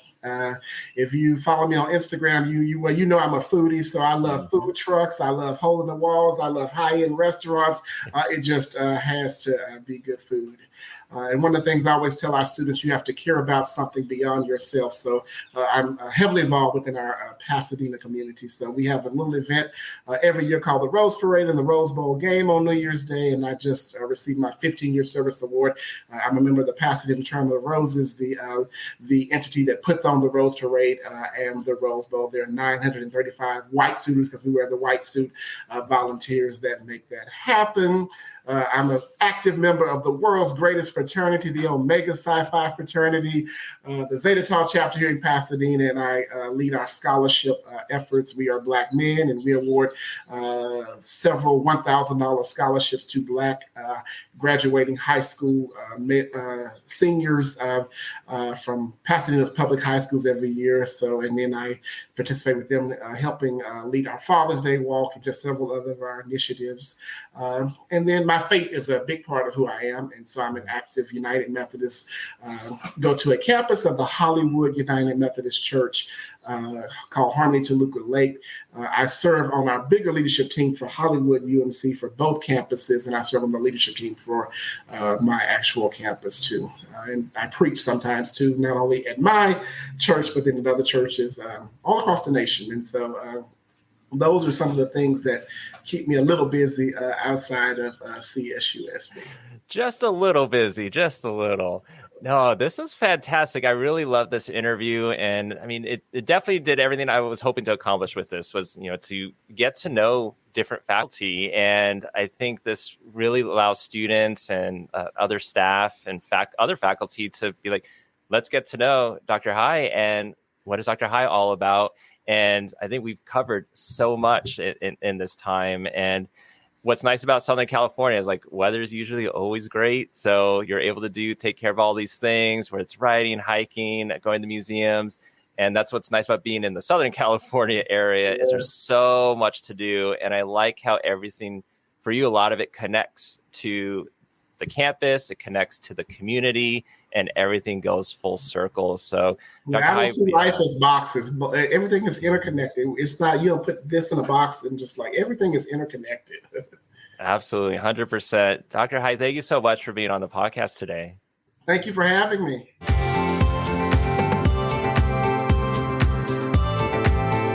Thanks, Larry, for your insight, your stories, and your commitment to teaching and higher education. And I really do appreciate how much you give to your students. Next up is World Languages Professor, Dr. Dany Doueiri.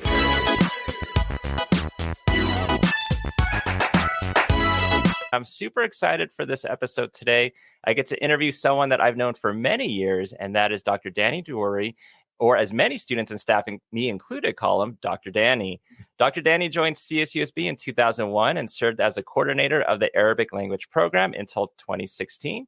He has been a member of the executive board for the Center for the Study of Muslim and Arab World since its creation in 2003.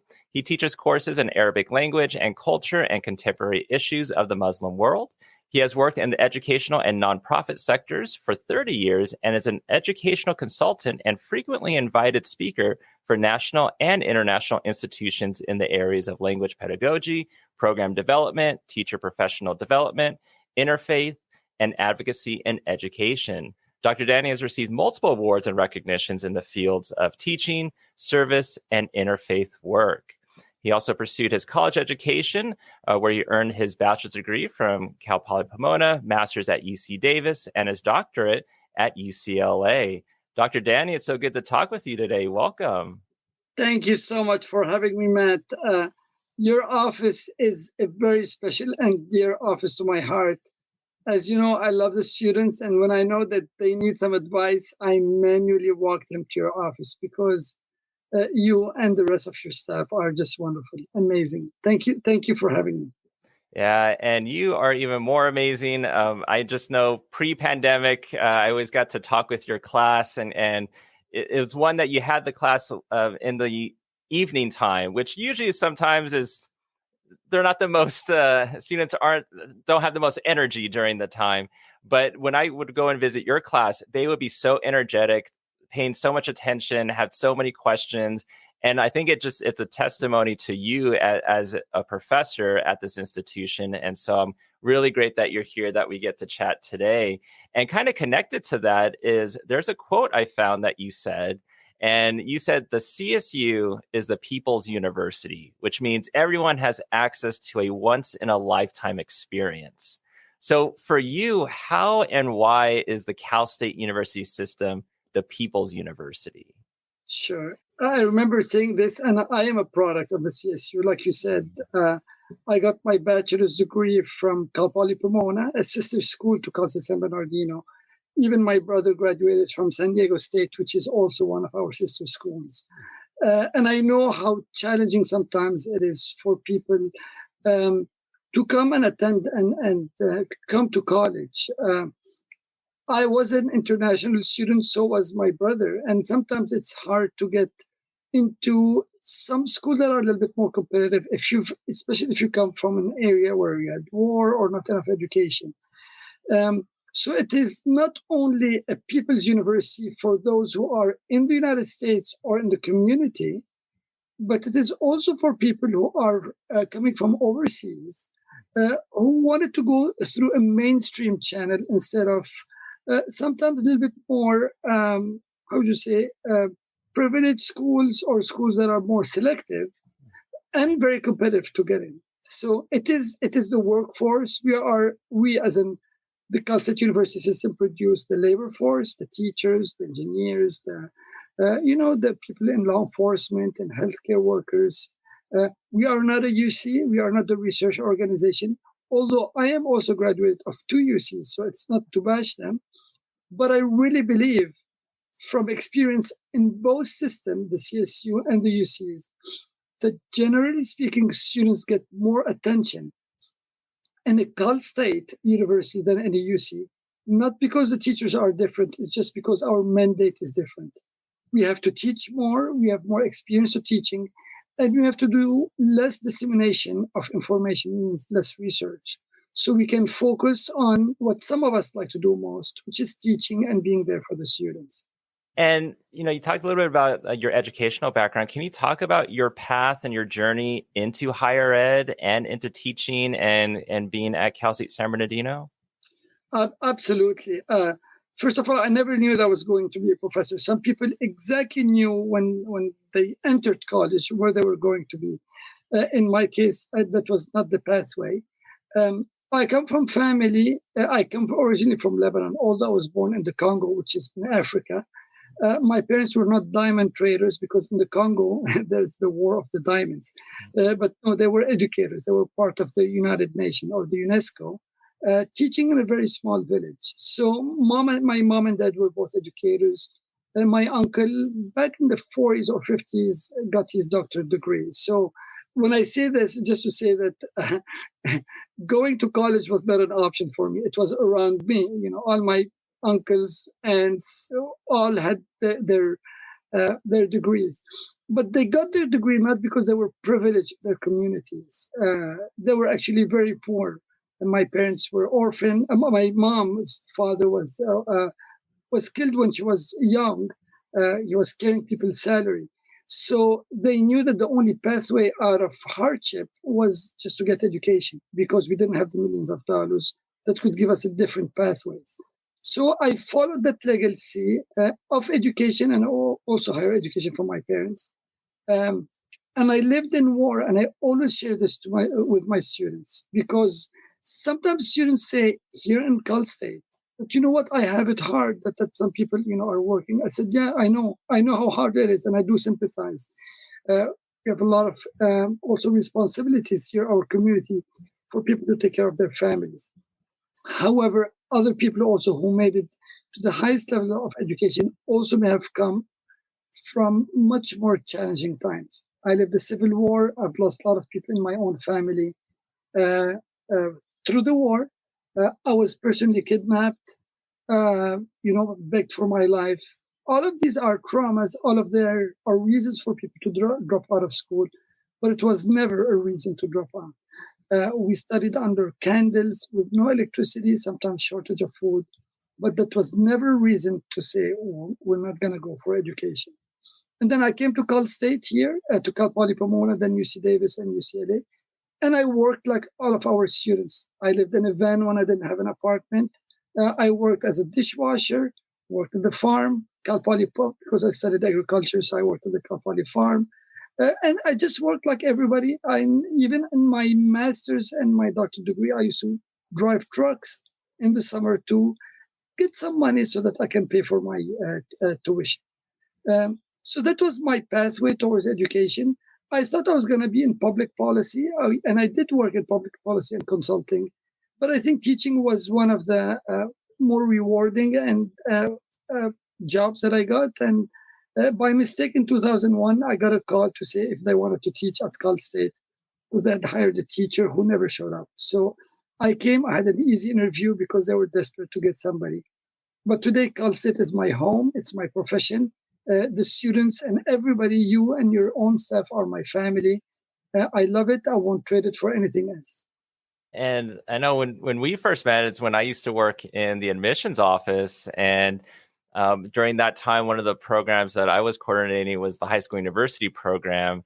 And I know with one of the Arabic programs that you were doing, that also involved getting some high school students in that. And it was like a summer program. And it was one of the things I always looked forward to is like during the summer, I was like, that's when Dr. Dany's going to come by. And I actually get to chat with him and get to process these applications. And it seemed like the students they gained so much from that. And I guess that leads into that Arabic program. How did that come about? Because that's something that you started. Sure. So the decision to teach Arabic came about before I joined Cal State. And it happened actually before 9/11. So there was a push to teach Arabic as an important language, a language of culture, and also be proactive instead of reactive. So when I came right after the tragic event of 9/11, there were classes enrolled, but no staffing. That's when I said the teacher never showed up. So I came and I started doing this. The program grew from a very small program, and then we grew it all the way till 2016 to be the largest in Western United States. Actually, we had more students, more faculty, and more funding than historic programs that did have Arabic. Some things like UCLA or UC Berkeley. We had more money and more students and more sections.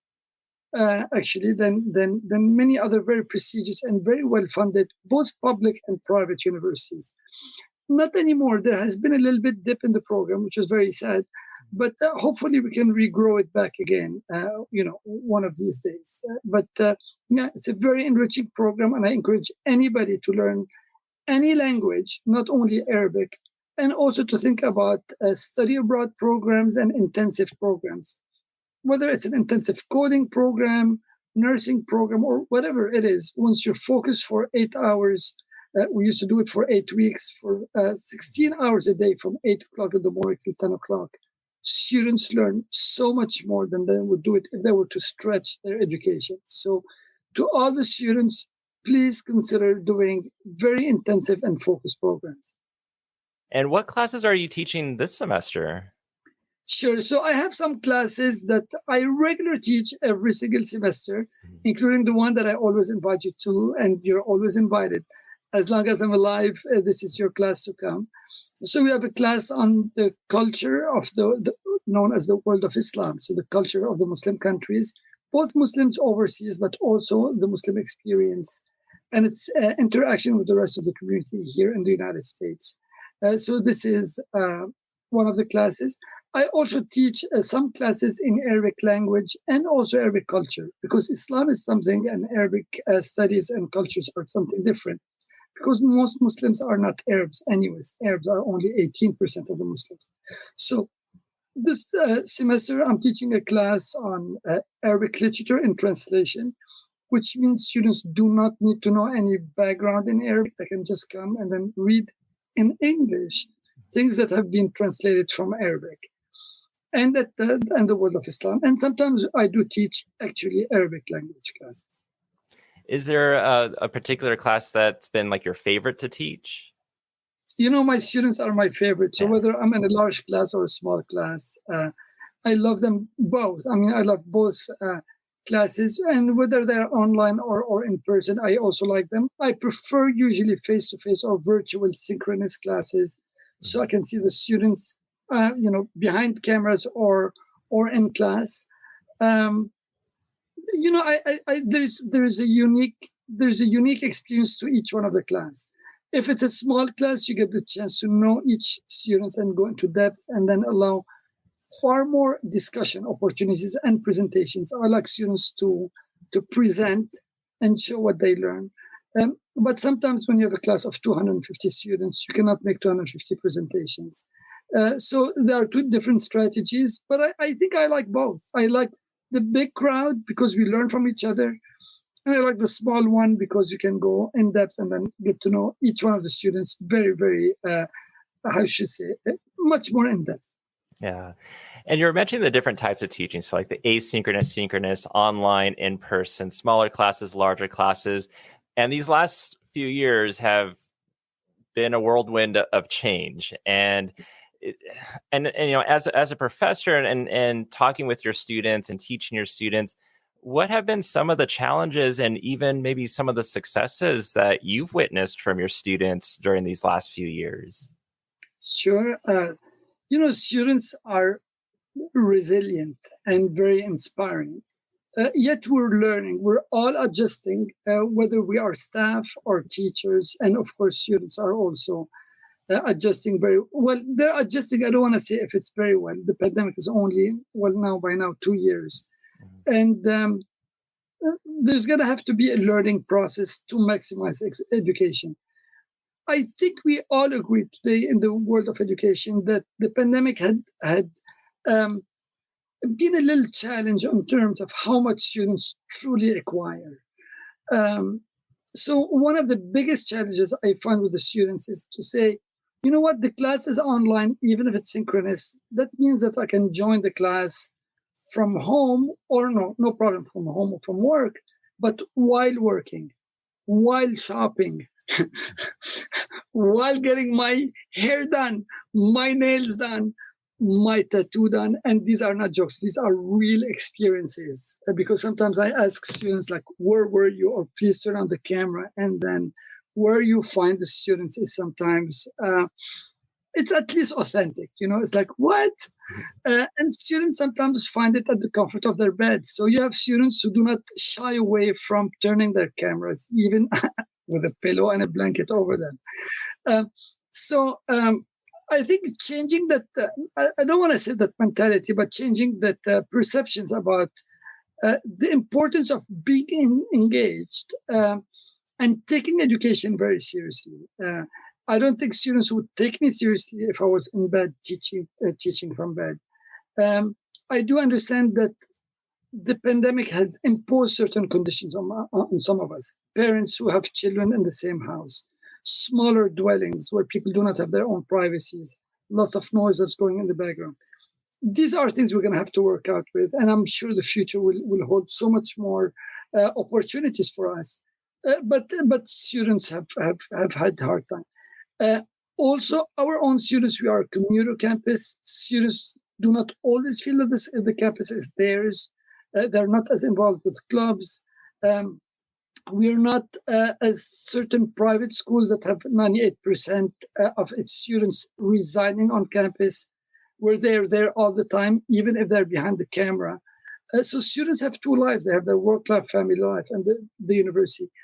I think that has been a challenge to connect with the students and tell them, look, we are here for you. We care for you. We are going to do our parts. We're going to work our 80 to 100 hours per week. But please also do your part and also value your education. This is not a time to work 60 or 80 hours at Amazon, our local employer, and say, I'm going to take full-time load. I think the university needs to also be aware that students should not be allowed to over-enroll when they are also overworked. There is a compromise in the level of education, and I don't know how to solve it. It's going to be an ongoing process, and to try to figure that out, and hopefully eventually we do find that perfect answer to it. But I know we've also seen a lot of students adapt really well to like the online process with their classes, and actually have excelled a lot with it, and actually preferred it to be online. Not every student, but there are those that have enjoyed to be able to do things from the comfort of their home, or like you said, on the go, wherever, and still be able to kind of get that learning in there whenever they can. Absolutely. And Matt, let me tell you just one example of one student, although these examples are very numerous. One of the students who was always participating in class once was participating, and I asked her to turn on the camera. She said, "Professor, are you sure you want me to turn on the camera?" I said, "Yes, if it's not a bother for you." She turned it in, and our campus is in Pond. We are in the main campus, so we're in San Bernardino, and we have a satellite campus in Pond Desert. So we have some students who are in the Coachella Valley who live there. And when she turned her camera, she was picking bell pepper in a big farm. She was picking. And this is a girl, or this is a student who never missed a class, always participated. And she was inside the field picking bell pepper, turning on the cameras on her cell phone because she couldn't carry her whole computer, making sure that she never missed classes. And I had to, we got the chance to talk to her a little bit more. And then she sent this. I asked her to send me some pictures. She's up every day at 4 o'clock in the morning, starts picking at 4:30, finishes at 2 o'clock in the afternoon, the fields, goes back, feeds her brother who's handicapped, then goes back and then works as a teacher or like a teacher's aide at the YMCA for 3 hours. And she does not have a mom nor a dad. She's orphan and she's a DACA student. And I checked her GPA because we wanted to encourage her to become a teacher, and she's now starting her teaching credential. When I see students just like this, taking a full load, working more than a full time, taking care of a person with a disability and no family support because mom and dad are both dead, it is an inspiration that people can do it, people can really care. And when she shared her story in front of 230 people, some people who were not behind cameras or not participating as much got inspired, felt bad that, maybe they're doing something a little bit different. So we do have this type of students who hopefully will be featured as an example for the rest of our students that, look, don't cry that you have it hard. Other people have it harder than you. And here's an example, and they excel. Yeah, and this is a student that found a way. Well, I have this technology with my phone where I'm going to multitask and be as focused as I can in class, but still be up this early doing, working. And like you said, then also having to take care of family members, having no one really to take care of them. And they just have like the world on their shoulders. Absolutely. We were talking about like perceptions, and also I think students sometimes have certain perceptions or maybe some misconceptions of faculty, where maybe they, sometimes they get nervous to talk to faculty, don't know how to approach a faculty member, their professors. How have you dealt with things like that? Sure. Students sometimes think that the faculty have it easy. They don't work. They travel to Europe or to Hawaii, every summer. They drive the best cars, and they don't care. They don't answer emails. They don't respond to phone calls. And while all of these are possibilities, there are some teachers. I think those are the exceptions of 4 examples of what teachers are. Because I really believe, just like our staff and our administrators, most of our teachers really care about their students. Like you said at the beginning, we are all human beings. We listen to our students. We share their pains. We understand their struggles. And we are here to support them. I had taken it as a commitment, and I've done it every single semester since the pandemic, to meet each one of my students, even in a 250 student class. Meet each one of them for 15 to 20 minutes. Sometimes these meetings end up being half hour. And most of the time, they're going to be following up with like 2 meetings or 3 meetings per students per semester for all of the classes. Meeting 300 students in one term is a lot of time. But I am not the only person. I know many other teachers who really care and are interested in knowing what students have got to give and what is their story. These meetings, while we do discuss some of the academics, like are they struggling in the class, is there anything that we need to know, these meetings are an informal way to get the chance to know the students. What is your story? Tell me about your families, your hobbies, your dreams after you finish college, ambitions, and of course, if you have any challenges. So I hope our students will always remember that just like your advising office really cares and is there to support them, just like other programs on our campus, the EOP program, we also teachers are human beings. We are here to listen, and we will try our best to address all of the needs, although sometimes unintentionally we may miss a phone call or an email, especially if somebody sends you a phone call and leave you a message from their cell phone when it was not, you cannot hear the message very well, so you cannot call them back. And if we did our shortcomings, and I'm sure we have a lot of shortcomings, I always ask our students, just forgive us, be kind to us like you want us to be kind towards you. Yeah, but it's also like you're saying where, you have, like, let's say just one class of 250, and then you may have these other classes that you're teaching, and maybe they might be smaller sizes, but altogether that's, a few hundred students that you have for that semester, and then trying to meet with them as well. It also shows that you're looking at them as individuals and not just as a number or as a group. But yeah, there might be that phone call or that email that gets missed. But I think it's a good reminder where, for students too, where, hey, if you don't get a response back, just follow up, send that second email or that phone call, because if they missed it, hey, then they'll see the next one and then be able to try to answer the questions.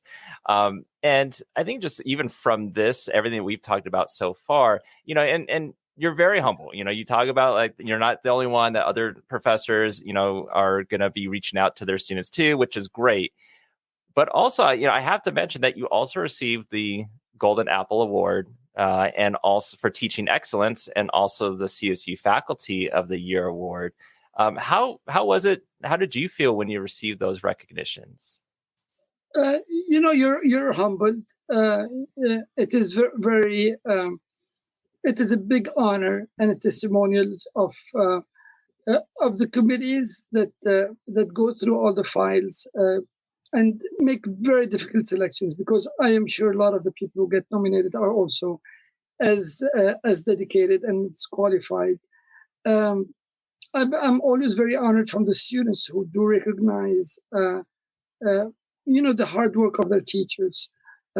Sometimes, students said, we nominated you again. You can no longer be nominated because you can only get an award once, which is, I think, a great policy, so that other people who are also amazing, faculty, I'm not talking about myself, but also deserves to be recognized. It's always, how should we say? It's always good to hear what students have got to say about you and how they perceive you. And students really care. You can see it sometimes that, they joke or they talk about things on rating sites, like rate my professors or so on. But students also really care about their teachers. They invite them to weddings. They invite them for personal events that they have, graduation. Sometimes, I remember in the pandemic, once I was in the class, like, behind camera, and suddenly I heard the door ring, and I didn't answer because it was in the class, not because of pandemic, but I was in class. So the door kept ringing. So it was like a little bit too much. So I said, you know what, let me just go open it. So when I went and opened the door, there were about, I think, 75 or 100 cars outside my house. And there were the students, actually, who staged this whole thing to come and then parade around the house. And they were honking all over. It was a big embarrassment. And those who were behind cameras knew exactly what was happening. They had staged it at the time of class because they knew I was at home. So students, they came and they made a whole party out of it. Students do recognize the hard work of their teachers and their staff. And we need to see that aspect. They're humans just like we are. And they are the reason why we are here. We're really there for them. If it's not, it's teaching in terms of monetary compensation or time commitment is not worth it if it was not for the service that we give them. You know, you can go do so many things outside and make so much more money. So it's not for the money. It's the love, the passion, the art, and the mission of being here all together in an educational setting. Now I'm wishing I could have seen that, where you have all the students in their cars just driving up and honking, ringing the doorbell. Embarrassing, sure, but also just really, really nice to have to show, you know, the respect that your students have for you, which I think is truly amazing. Yeah, it was funny. I mean, all the neighbors came out of their, you know, they were like, what's happening here? Because I live on a cul-de-sac. I'm at the last of a cul-de-sac, so it's very quiet street. And suddenly there was like honks, balloons, decorations. Like, what's that? So students are amazing. Just like we love them, I know they love and they appreciate those who listen to them. Yeah, absolutely. And outside of Cal State San Bernardino, what do you do for hobbies? Yeah, of course.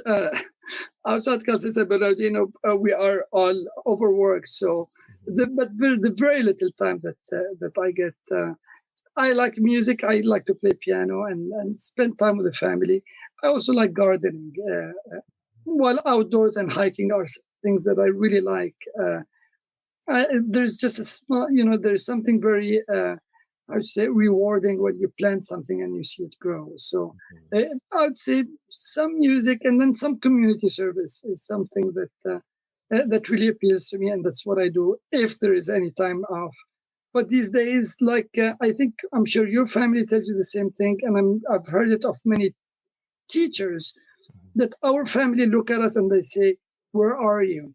How come you're not with us?" And then it's not because we don't want to be with our family. It's just because we are so overwhelmed with work that sometimes even that little time then when you are with your family, you're drawn into thinking about the next email you have to answer or the next homework or assignment you have to grade. Yeah. And what I do like, because you're mentioning playing the piano, and I know sometimes depending on what class that you're in, sometimes I know there's that one lecture class in the College of Education building that has that piano keyboard in there. And so if any students listening, just ask Dr. Dany if Dr. Dany can play something, and he will. He'll take time out of the class and will play something quick. We do. And, you know, this classroom didn't have a piano. I learned that the music department had some old keyboards in the boneyard. So I went and then got it and then carried it all the way to CE105. Of course, I took permission. Yeah. And this semester, my class is a new H106. And I was so happy when there was a piano. I went to play for the students. And you know what? Somebody locked that piano. It has a lock, like a big lock. Oh, no. So I am going to have to go back to maybe the music department. See, could you please unlock it or just give me a copy of the keys? Because, you know, we're not just having fun singing, but we're also introducing certain cultures with certain songs that relate to the topic of the class. But this is how you could also engage students. We want to take the learning experience actually out of the classroom. That's why in some of our classes, actually all of them, we're either walking to the observatory, going on a field trip, walking to many areas on our campus, which we have a very beautiful campus, to conduct classes outside. So I hope many students, I hope many teachers also think about taking their students out of the routine of their daily classrooms and just go explore the beautiful part of the campus. As a matter of fact, from our experience from the summer intensive program, students take most of their pictures when they're outdoors. So if there's a field trip, we used to take our students camping, we used to take them to the beach. And, they will take on campus maybe 5-10 pictures a day when they're in an intensive program. When we take them outside the campus, they're taking 200-300 pictures. So let's give that opportunity for the students, and let's think out of the box of how to make certain experiences really meaningful to them. Yeah, perfectly said. And kind of going back with the piano thing, they also have the piano in Jack Brown in the lecture hall. And I remember one of the orientations that we have when we were on campus for first year student orientation. It's a lot of information that we're trying to throw at these students during orientation, and I could see it on their faces. And so my colleague and I, we just took a break and said, because we saw one of the students on the piano before we started. So we asked them if they wouldn't mind, just as we took a break, to just play some music. And then you had another student that jumped in and started singing. And it was just a very fun, unique time for that. And it kind of just got the students out of their routine.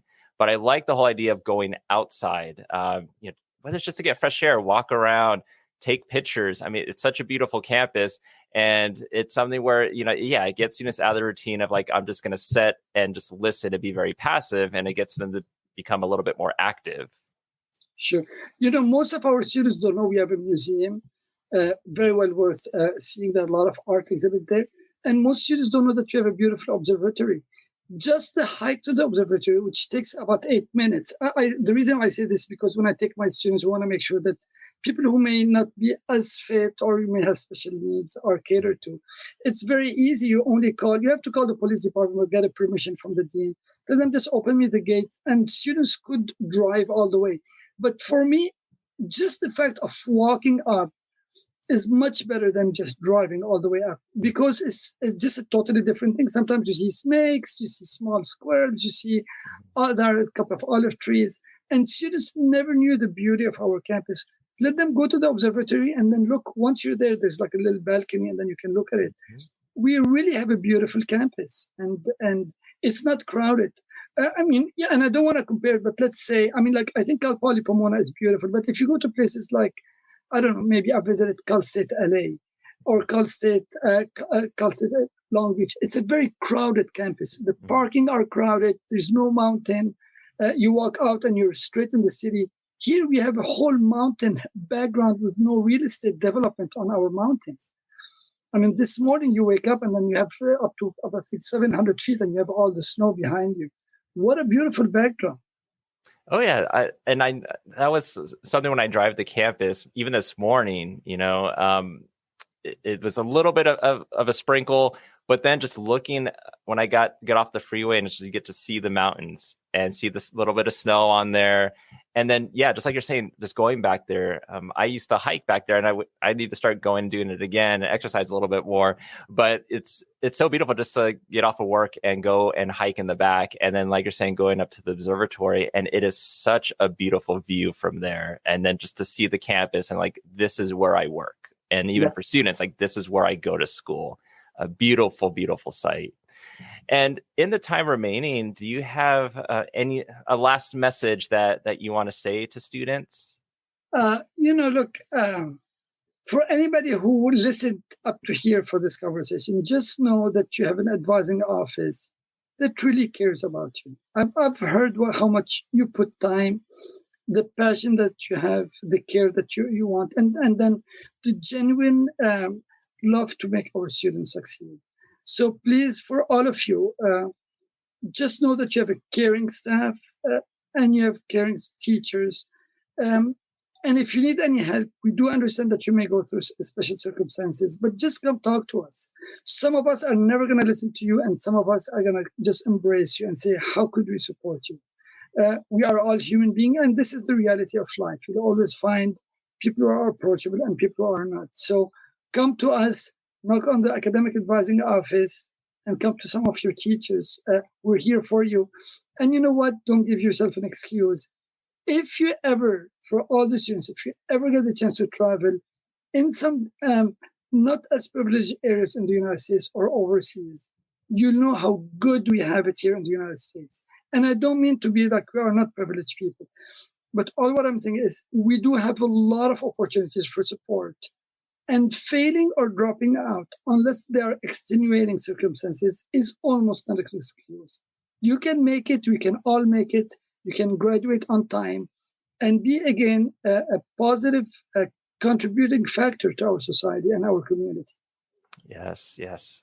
And to end the episode, I started with a quote from you. I'm going to end with a quote from you. And so this is something that you said with everything going on in the world. You once said, I always insist that this nation still has goodness, and goodness will overtake bad decisions. And we all have common agendas for 90% of the things we care about, like clean air, affordable education, and good health.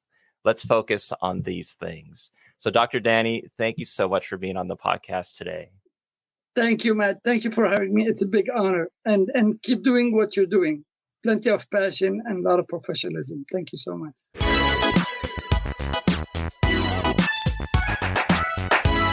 Dany, you are such a beacon of hope, and I've enjoyed our friendship since my admission days in the 2000s and how things have progressed since I've gone into advising. You are definitely one of a kind, and I can't wait to chat to your class again. And that does it for episode 57. New episode in a couple weeks. This one will be a special one, I promise you. Follow us on our socials and subscribe to this podcast on your favorite podcast platform. Keep advising. Take care.